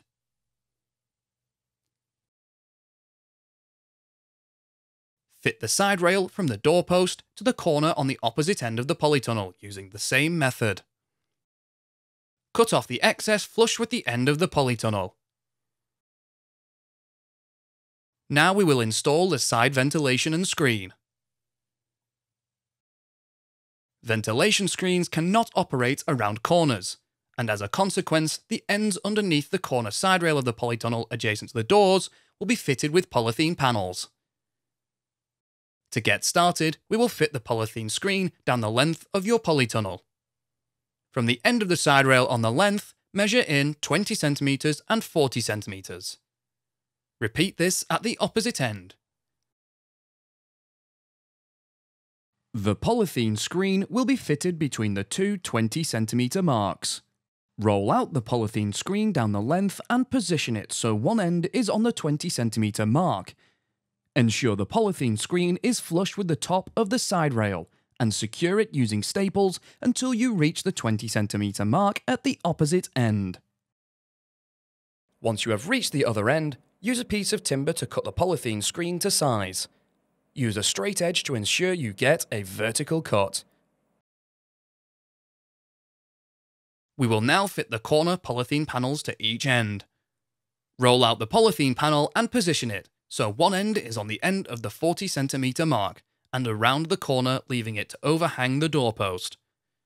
Ensure the top edge is flush with the top of the side rail and staple the polythene panel to the side rail. Repeat on the opposite end. The ventilation netting can now be fitted. Staple the side ventilation net flush to the top of the side rail. Ensure the side ventilation net comes beyond each end hoop. If you have ordered timber side ventilation and screen for both sides of your polytunnel, repeat this process on the opposite side. The next part of the process for installing side ventilation is done once you have fitted your polytunnel cover. This is because during the process of fitting the cover, the rails are raised, the cover is attached, and then the rails are lowered to add extra tension. Fitting ventilation before the cover has been fitted will hinder the process and will result in the ventilation netting becoming baggy. Please watch the video fitting the polytunnel cover to timber rails and then return to this section to perform the final fit of your ventilation and screen. A timber post 47mm by 75mm and 1.6 meters long should be cut to fit between the base rail and the side rail. This needs to be positioned flush to the outside of the end hoop. Secure in position to the side and base rail using the right-angled clamps and screws supplied in the side screen fixing kit.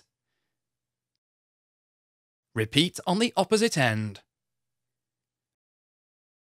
We now assemble the gearbox winding system. Decide which end of the polytunnel you wish to have the winding mechanism. The large hole in the faceplate goes to the bottom. Insert 2 nuts into the gearbox housing and fix the gearbox in place using 40mm M6 bolts. Fix the gearbox onto the faceplate so that the eye of the winder is positioned internally. Attach the runner wheels using 2 25mm M8 bolts to the top and bottom holes of the faceplate. Secure in place tightly with a nut on each bolt. Screw the runner wheels onto each thread with the nylon washer visible, ensuring that the thread of the bolt is flush with the face of the runner wheels. Measure and cut the winder track to fit on the corner post between the side rail and base rail.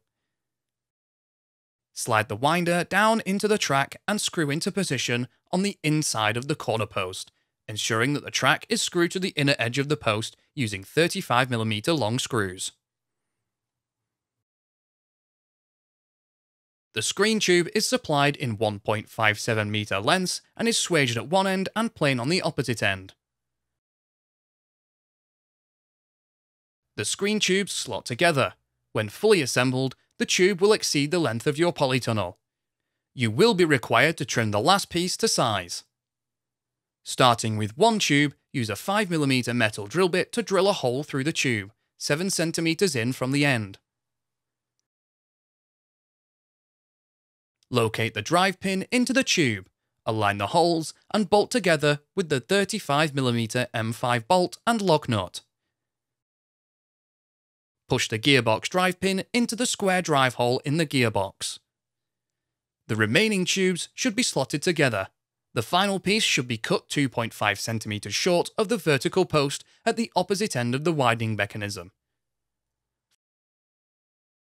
Finally, secure these tubes together using a self-drilling screw with the provided driver socket 4 cm from the joint. The polythene screen is fixed to the screen tube through the use of clips. In order to aid fixing, it is advisable to trim the polythene approximately 30 cm beyond the base rail.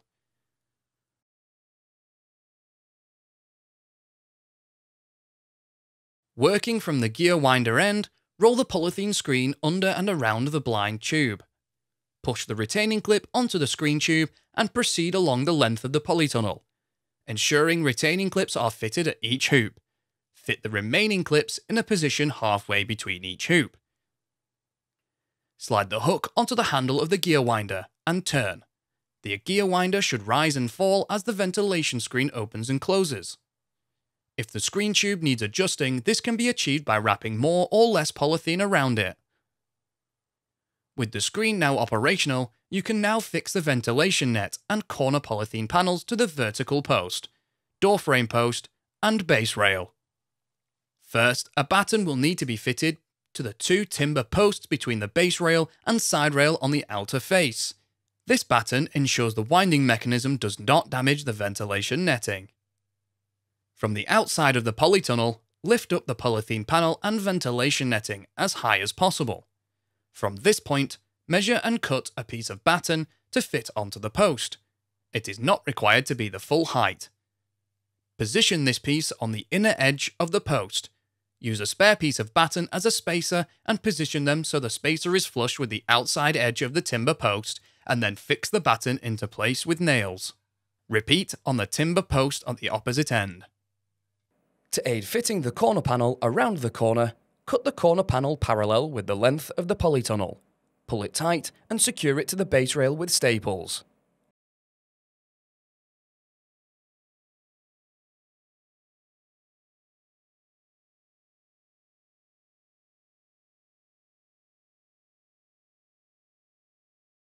We will now secure the ventilation net to the base rail first.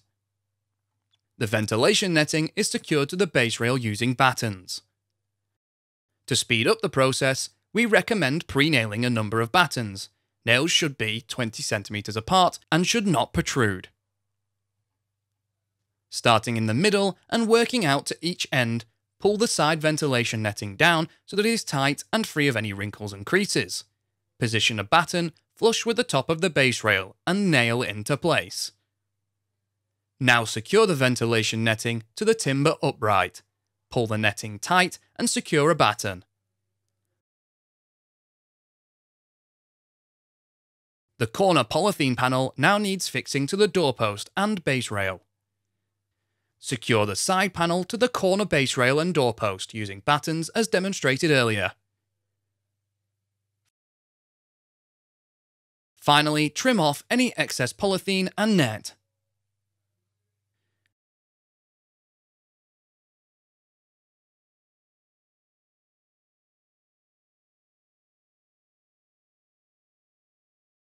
Repeat this second step on the opposite side of your polytunnel if you have side ventilation with a screen on both sides.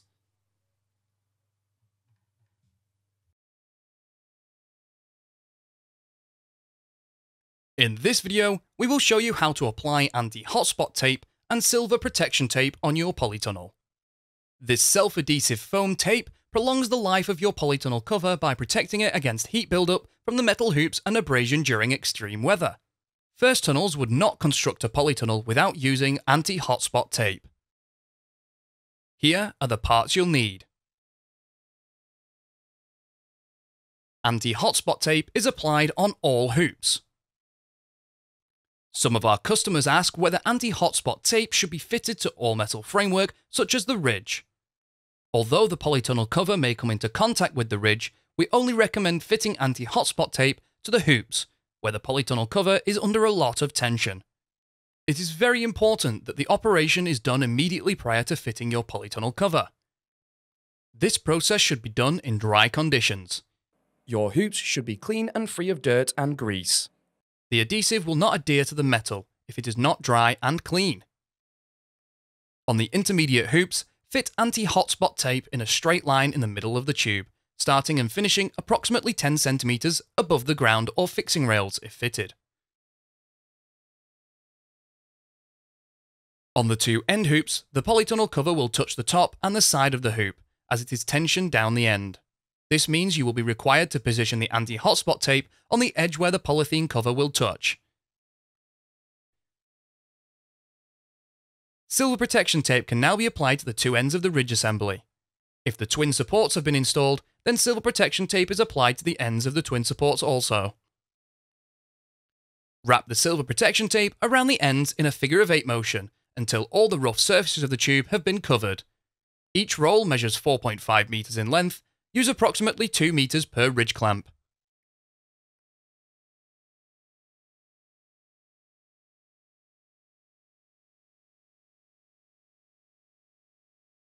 In this video, we will show you how to fit your polytunnel cover to a timber base rail or timber side rail. We also have videos that show you how to fit your polytunnel cover to an aluminium rail and using the trenching method. Achieving a tight fit on your polythene cover will result in a better performing polytunnel.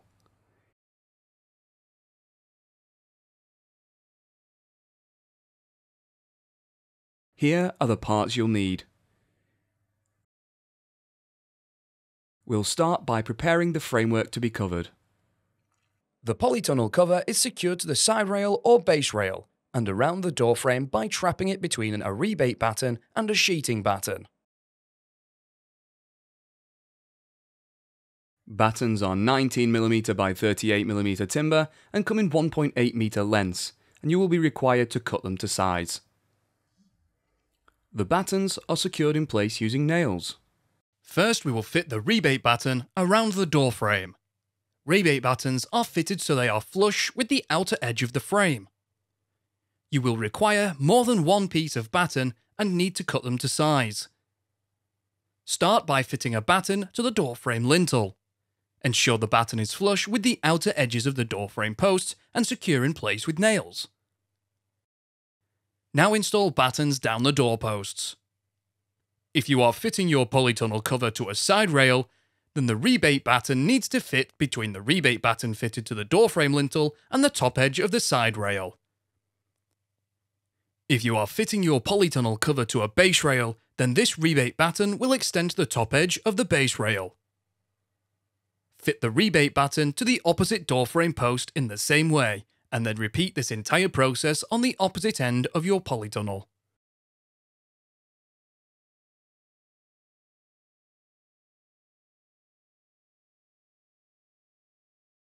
We will now fit the rebate batten to the base rail or side rail. The rebate batten is fitted to both options in the same way.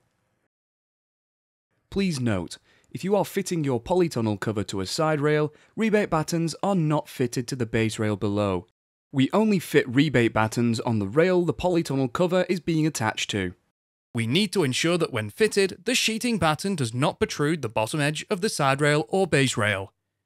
We recommend using a spare piece of batten as a spacer. When securing the rebate batten to the side or base rail, position the spacing batten flush with the bottom edge of your side or base rail. Position the rebate batten on the top and secure with nails. Fit battens between the door frame post and corner hoop. Continue down the length of your polytunnel and then around the corner to the doorpost on the opposite end of your polytunnel. The corner edges are sharp and could potentially rip the polytunnel cover when you pull the cover over the structure. Remove the sharp corners with a saw. We also install anti-hotspot tape onto the sawn corners to give extra protection.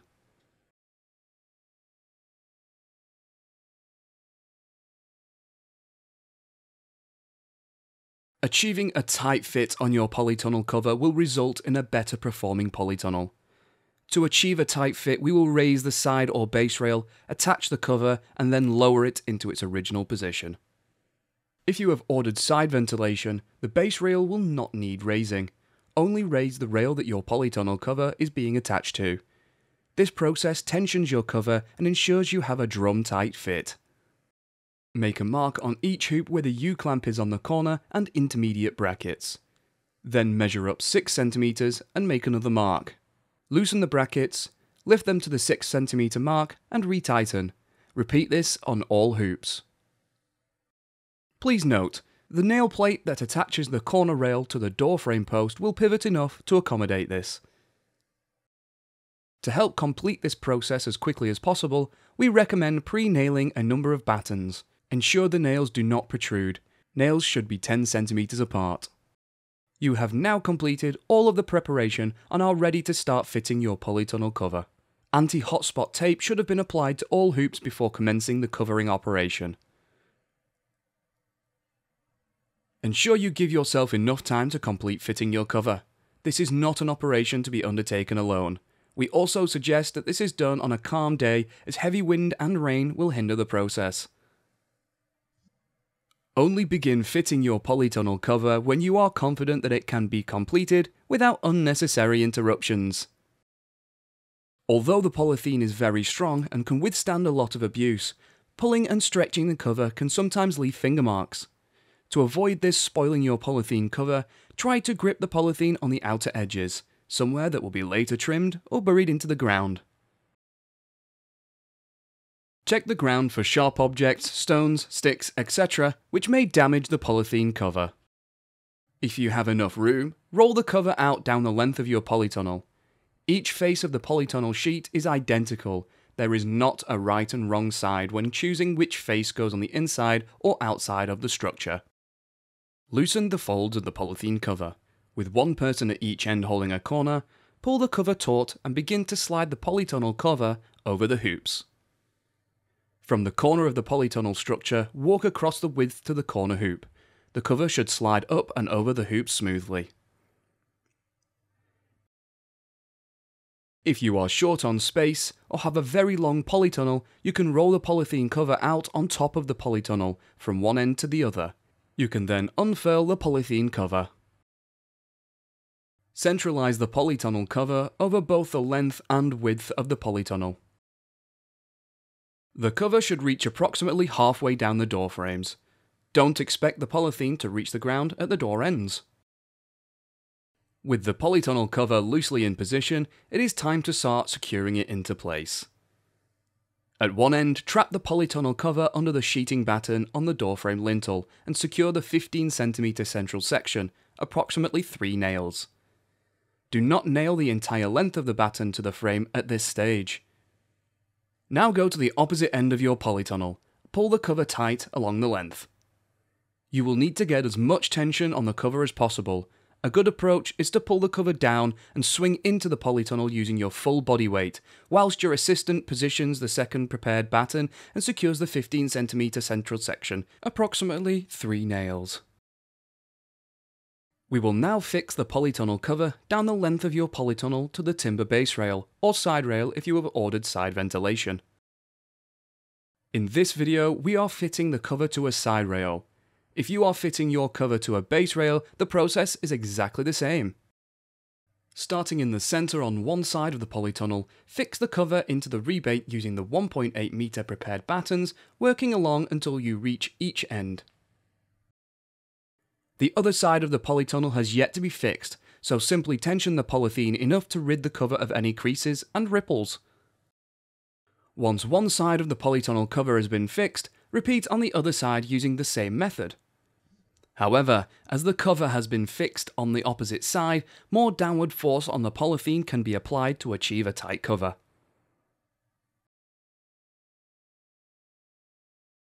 At the corner where the cover has been fitted to the timber rail, below this rail cut the polythene parallel with the end hoop. This frees the polythene at the corner, allowing pleating and fitting to the door frame post. Carefully pull the top door batten slightly away from the doorframe lintel, pull down on the polythene and begin to tuck the polythene behind the batten. Secure a few nails at a time. Work from the centre to both sides until the doorframe lintel batten is fully secure. Now we will secure the polythene cover to the doorposts. You're looking to achieve consistent pleats. We recommend you do a dry run to gauge the amount of pleats for an even distribution. The pleats start at the centre and dissipates as you reach the straight side of the polytunnel hoop. Position a batten down one of the doorposts and hammer the first 2 or 3 nails in. You will continue to pleat the polythene down the sides. Pull the cover as tight as you can and secure a couple of nails at a time. Keep working down the doorpost. If you are fitting the cover to a base rail, you will secure battens to the bottom of the base rail. If you are fitting the cover to a side rail, only hammer in nails until you are level with the side rail. Repeat this process to secure the cover to the other door. We will now tension the polytunnel cover. The tensioning process is the same whether you are fitting to aluminium or timber rails. Loosen the corner and intermediate clamps and push the rail down to its original position. Then firmly retighten all clamps.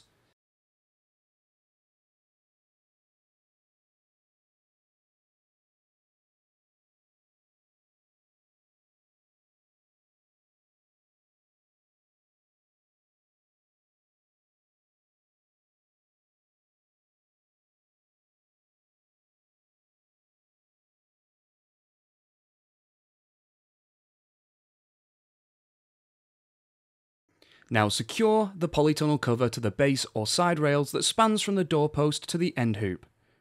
Measure and cut a piece of the batten to fit. Pull the polythene down and secure in place. Repeat on both sides and then on the opposite side of the polytunnel. It is now time to trim off any excess polythene. Carefully cut the polythene around the door frame. If you had fitted your cover to a side rail, cut the excess along the corners and length. Take care not to cut the ventilation netting. If you have fitted the cover to a base rail, some of our customers choose to bury the polythene skirt.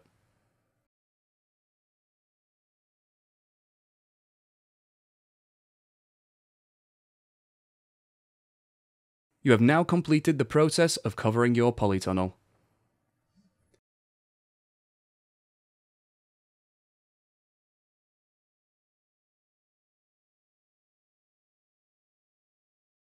In this video, we will show you how to fit your polytunnel cover to an aluminium base rail or aluminium side rail. We also have videos that show you how to fit your polytunnel cover to a timber rail and using the trenching method. Achieving a tight fit on your polythene cover will result in a better performing polytunnel. Here are the parts you'll need. We'll start by preparing the framework to be covered. The polytunnel cover is secured to the side or base rail by trapping it in the channel and using the profiles provided. The polytunnel cover is secured to the door frame by trapping it between a rebate batten and a sheeting batten.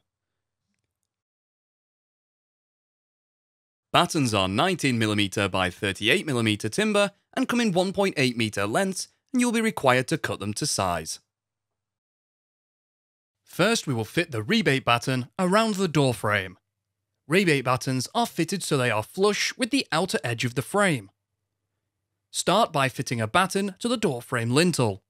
Ensure the batten is flush with the outer edges of the door frame posts and secure in place with nails.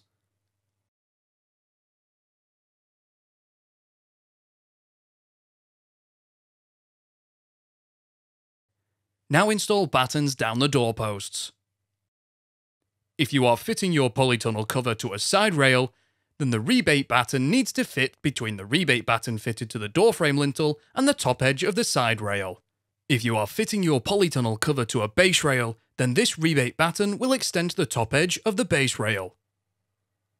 Fit the rebate batten to the opposite door frame post in the same way, and then repeat this entire process on the opposite end of your polytunnel.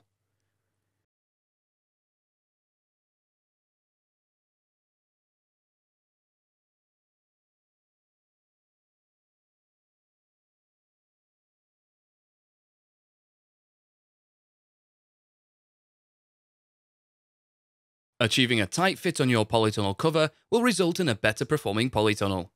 To achieve a tight fit, we will raise the side or base rail, attach the cover, and then lower it into its original position. If you have ordered side ventilation, the base rail will not need raising. Only raise the rail that your polytunnel cover is being attached to. This process tensions your cover and ensures you achieve a drum-tight fit. Make a mark on each hoop where the U-clamp is on the corner and intermediate brackets. Then measure up 6 cm and make another mark. Loosen the clamps, lift them to the 6 cm mark and retighten. Repeat this on all hoops. Please note, the side rail will pivot enough to accommodate this where it is attached to the door frame post. The polytunnel cover will be trapped between the rebate batten and the sheeting batten around the door frame. To help complete this process as quickly as possible, we recommend pre-nailing the door frame battens. Ensure the nails do not protrude. Nails should be 10 cm apart. You have now completed all of the preparation and are ready to start fitting your polytunnel cover. Anti-hotspot tape should have been applied to all hoops before commencing the covering operation. We also recommend installing anti-hotspot tape on the corners of the rail. This will add extra protection so you will not damage your cover when pulling it over the structure. Ensure you give yourself enough time to complete fitting your cover. This is not an operation to undertake alone. We also suggest that this is done on a calm day, as heavy wind and rain will hinder the process. Only begin fitting your polytunnel cover when you are confident that it can be completed without unnecessary interruptions. Although the polythene is very strong and can withstand a lot of abuse, pulling and stretching the cover can sometimes leave finger marks. To avoid spoiling your polythene cover, try to grip the polythene on the outer edges, somewhere that will be later trimmed or buried into the ground. Check the ground for sharp objects, stones, sticks, etc., which may damage the polythene cover. If you have enough room, roll the cover out down the length of your polytunnel. Each face of the polythene sheet is identical. There is not a right or wrong side when choosing which face goes on the inside or the outside of the structure. Loosen the folds of the polythene cover. With one person at each end holding a corner, pull the cover taut and begin to slide the polytunnel cover over the hoops. From the corner of the polytunnel structure, walk across the width to the corner hoop. The cover should slide up and over the hoops smoothly. If you are short on space or have a very long polytunnel, you can roll the polythene cover out on top of the polytunnel, from one end to the other. You can then unfurl the polythene cover.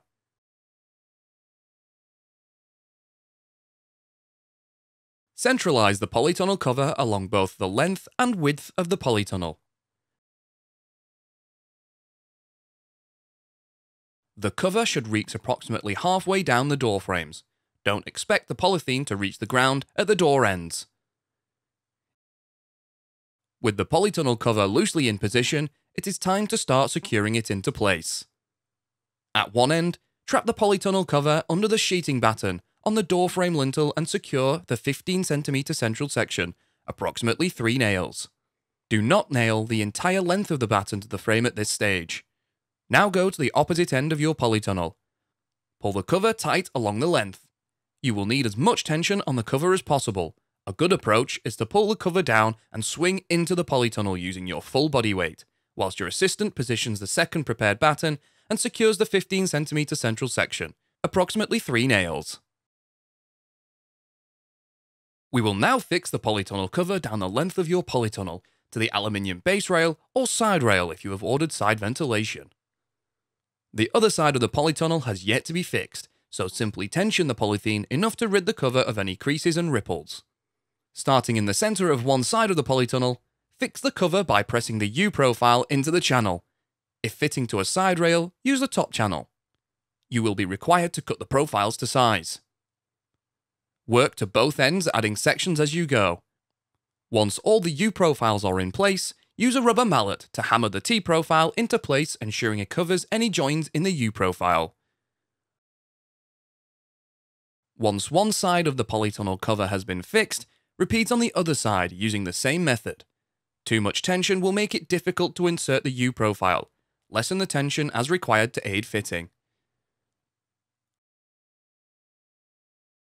At the corner where the cover has been fitted to the aluminium rail, below this rail, cut the polythene parallel with the end hoop. This frees the polythene at the corner, allowing pleating and fitting to the door frame post. Carefully pull the top door batten slightly away from the door frame lintel. Pull down on the polythene and begin to tuck the polythene behind the batten. Secure a few nails at a time. Work from the centre to both sides until the door frame lintel batten is fully secure.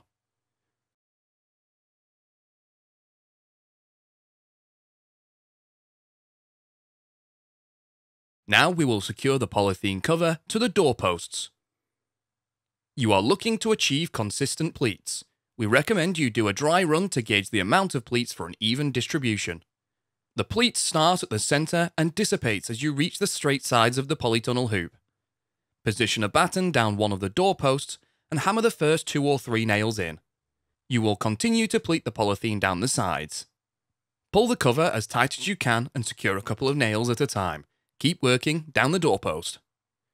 If you are fitting the cover to a base rail, you will secure battens at the bottom of the base rail.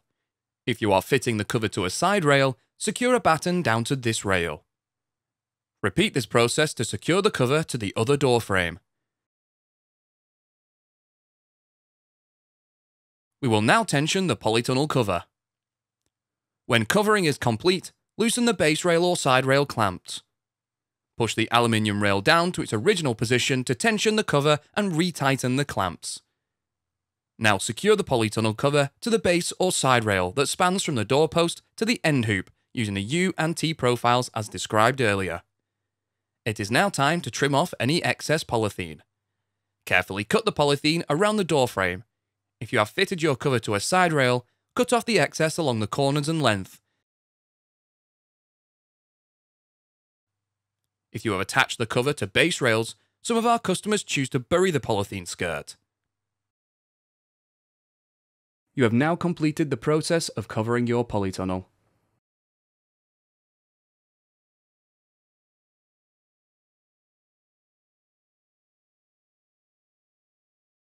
In this video, we will show you how to fit your polytunnel cover using the trenching method.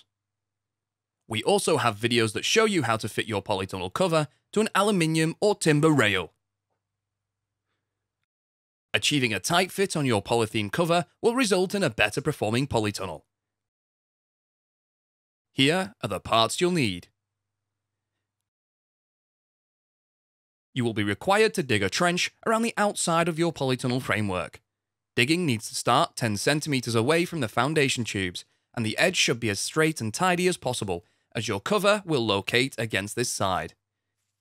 It is important that your trench is 30 cm wide, and to a minimum depth of 40 cm, as the weight of the eventual backfill keeps your polytunnel anchored to the ground. We will now prepare the framework to be covered. The polytunnel cover is secured around the door frame by trapping it between a rebate batten and a sheeting batten. Battens are 19mm by 38mm timber and come in 1.8 meter lengths, and you will be required to cut them to size. The battens are secured in place using nails. We will first fit the rebate batten around the door frame. It is fitted on the outer edge of the frame. Start by positioning a batten horizontally across the door frame lintel. Make one end flush with the outer edge of the door frame post and make a mark on the batten where it meets the outside edge of the opposite door frame post. Cut the piece to size. We need to ensure that when fitted, the sheeting batten doesn't protrude the inner edge of the doorpost. We recommend using a spare piece of batten as a spacer. Reposition the rebate batten on the door frame lintel. Position the spacing batten so it is flush with the inner edge of the door frame lintel. Once in position, secure the rebate batten to the door frame lintel with nails. The rebate batten should overhang the outer edge of the door frame lintel by approximately 5 mm.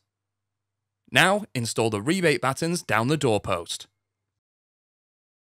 Position the rebate batten and use the spacing batten to ensure it is in the correct position and secure in place with nails. Fit the rebate batten to the opposite door frame post in the same way and repeat this entire process on the opposite end of your polytunnel. Measure the length of batten that will be required to fit in between the inner edges of the doorpost and cut a piece of batten 1 cm short of this measurement to allow for clearance. Keep these close to hand. You have now completed all of the preparation and are ready to start fitting your polytunnel cover. Anti-hotspot tape should have been applied to all hoops before commencing the covering operation.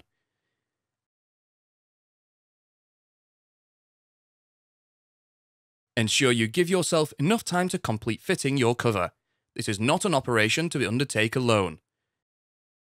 We also suggest that this is done on a calm day, as heavy wind and rain will hinder the process. Only begin fitting your polytunnel cover when you are confident that it can be completed without unnecessary interruptions. Although the polythene is very strong and can withstand a lot of abuse, pulling and stretching the cover can sometimes leave finger marks. To avoid this spoiling your polythene cover, try to grip and pull the polythene on the outer edges, somewhere that later will be trimmed or buried into the ground.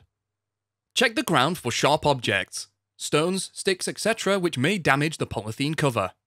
If you have enough room, roll the cover out down the length of your polytunnel. Each face of the polythene sheet is identical. There is not a right or wrong side when choosing which face goes on the inside or the outside of the structure. Loosen the folds of the polythene cover. With one person at each end holding a corner, pull the cover taut and begin to slide the polytunnel cover over the hoops. From the corner of the polytunnel structure, walk across the width to the corner hoop. The cover should slide up and over the hoops smoothly. If you are short on space or have a very long polytunnel, you can roll the polythene out on top of the polytunnel from one end to the other. You can then unfurl the polythene cover. Centralize the polytunnel cover along both the length and width of the polytunnel.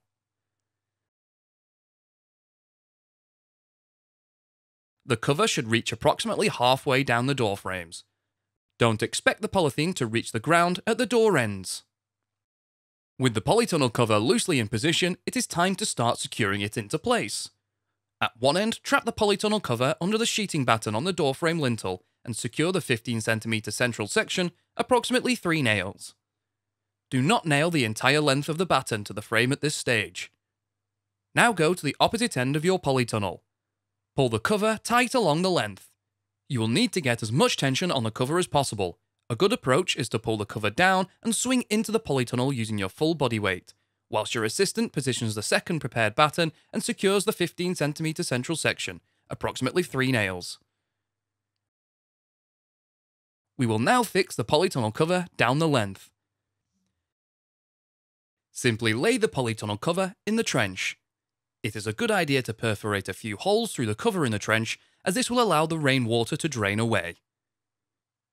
Working from the centre to both ends, have one person use their foot to apply tension and the other person to backfill the trench, packing the soil down as you go.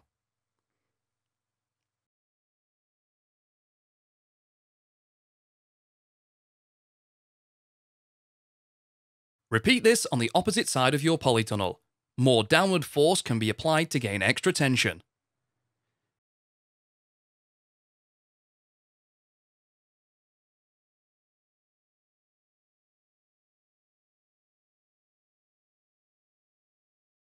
To fit the two ends of the cover, cut the polythene parallel with the end hoop. This frees the polythene at the corner, allowing pleating and fitting to the doorframe post.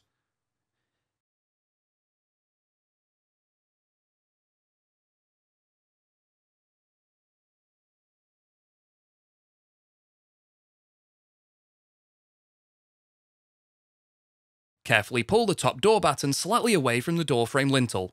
Pull down on the polythene and begin to tuck the polythene behind the batten. Secure a few nails at a time. Work from the centre to both sides until the doorframe lintel batten is fully secure.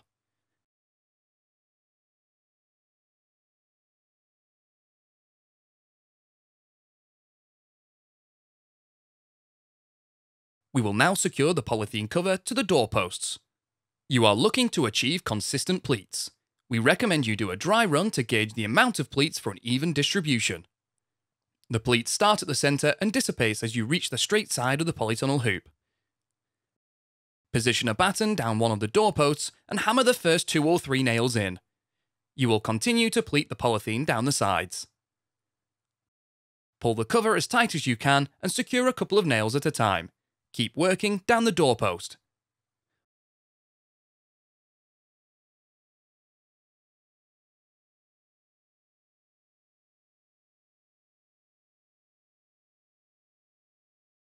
Once the cover is secure to both doorposts, you can bury the polythene from the corner hoop to the doorpost into the ground.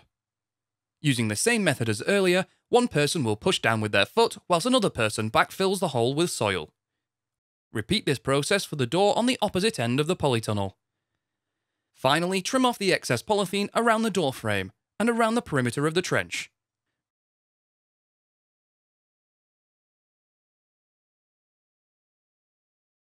You have now completed the process of covering your polytunnel.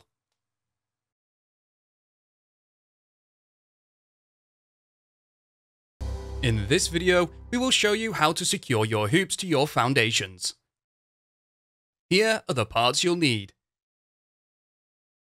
Securely fixing your polytunnel hoops to your foundations prevents the unlikely circumstance of a hoop lifting in heavy winds. This task should be completed once the process of tensioning the polytunnel cover has been completed. For the foundation tubes, drill a self-tapping screw through the tubes where the hoops overlap the foundation tubes. Please note, due to the length of the swage, ensure that the position of the screw is no higher than 4 cm above the joint. For hoops fitted to screw anchors or base plates, position the screw no more than 10 cm from the bottom of the hoop. Take extra care as not to slip and damage the polytunnel cover. Repeat this process on all foundations.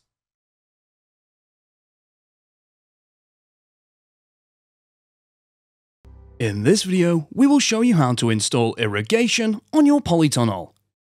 Here are the parts you'll need. The irrigation tube is supplied in one reel, which will need to be cut to size. First, we install the straining wire that is used to support the irrigation tube. Be careful when handling this straining wire as not to puncture a hole in your polytunnel cover. Start by taking one end of the straining wire and wrapping it around the doorpost above the doorframe lintel at one end of your polytunnel. Twist the wire to secure it. Unravel the wire and pull it down the length of your polytunnel to the opposite end. Ensure the wire runs under the crop bars if installed. Cut the wire, ensuring the length reaches the opposite doorpost with an additional 30 cm, which will be used for securing to the wire strainer. Now cut a piece of straining wire approximately 40 cm long. Slide this piece through a straining wire tensioner using the hole on the flat prongs. Wrap the wire around the doorpost above the doorframe lintel and then twist to secure. Trim any excess. Use of pliers may be helpful with this next process. Locate the end of the wire that runs down the length of your polytunnel. Feed the wire through the external hole of the tensioner and into the hole within the central pin. Feed through all the wire, eliminating any slack. Using an 8mm spanner, begin ratcheting. The wire strainer will begin to restrict this process. At this point, cut the wire to allow clearance for further ratcheting until the wire is fully tensioned. Use cable ties to secure the straining wire to each crop bar if ordered.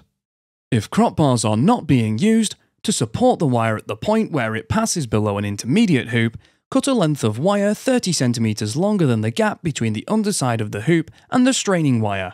Bend this wire at one end into a small loop and using a cable tie through the loop, fix this wire to the hoop, bend the other end around the full length of straining wire, ensuring the wire is at a level position.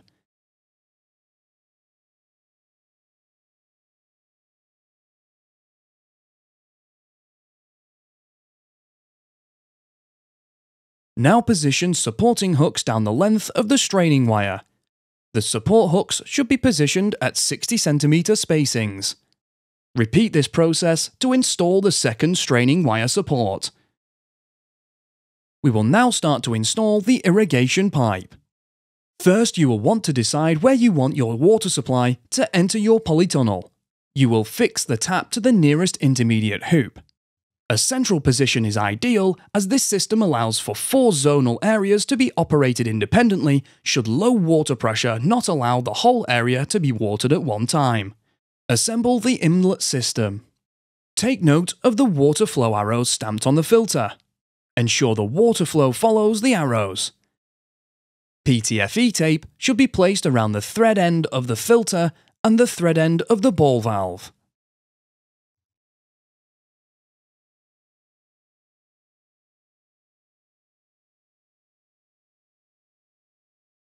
If the pipe is stiff, you can place the end of the pipe into boiling water to soften.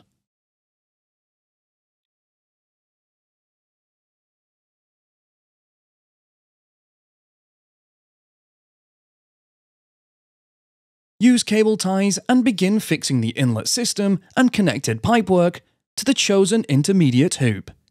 Position the inlet system at a suitable height for ease of access, taking into consideration any staging or shelving that may be fitted. Continue securing the header pipe to the polytunnel hoop using cable ties, approximately every 1 meter until you are vertically above the first straining wire. At this point, cut the pipe.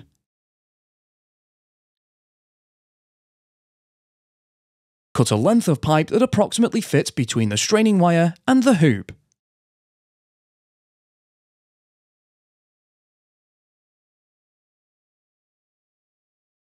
Onto one end of this connecting pipe, position a coupling nut, insert a grip ring, and secure to the T-piece.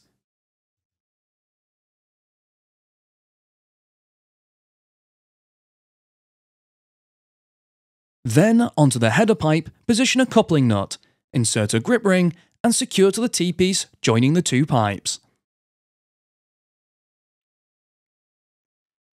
From the first T-piece, continue installing header pipe to the underside of the hoop. Upon reaching the final straining wire, use the same method, however an elbow replaces the T.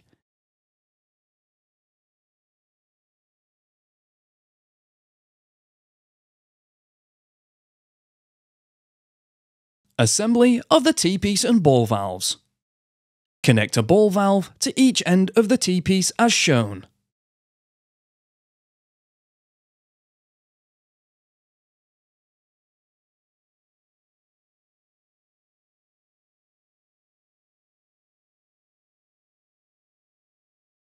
Repeat this to assemble 2 units. At the end of the 2 vertical connecting pipes, position a coupling nut, insert a grip ring, and secure to the T-piece and ball valve assemblies.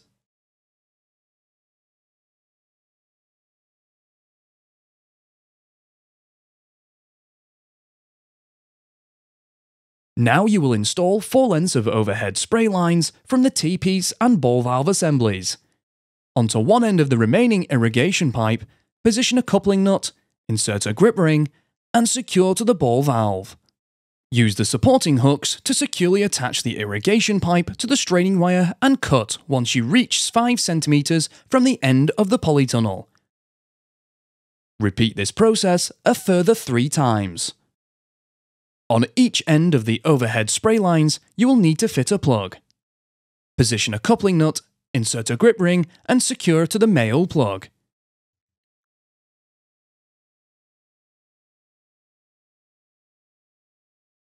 We will now assemble the down tube assembly. Assemble all the down tubes as shown.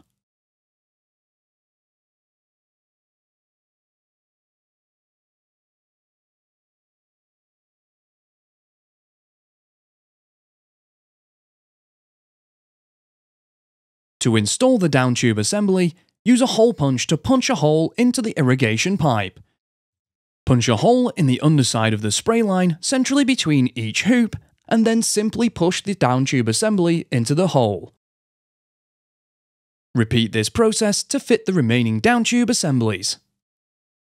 If you ordered a Prestige irrigation system, then you will need to fit the water controller onto the tap of your water source. The water controller is supplied with fittings for either a 3/4 inch or 1 inch male threaded tap.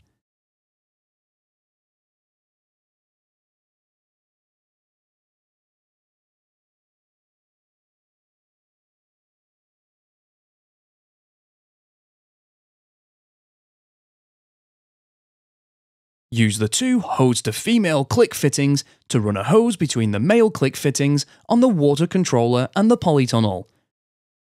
You will require a hose pipe and may require extra click fittings depending on the type of tap being used. If you find you do not have sufficient water pressure for the anti-drip valves to operate, these can be eliminated from the system.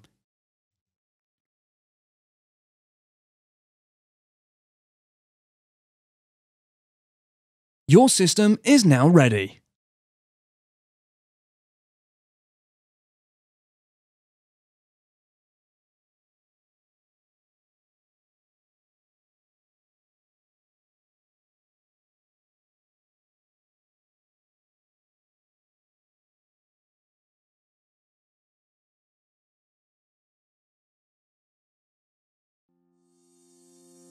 You can find more videos to help you build your polytunnel at construct.firsttunnels.co.uk. We also have a construction helpline if you require any further assistance.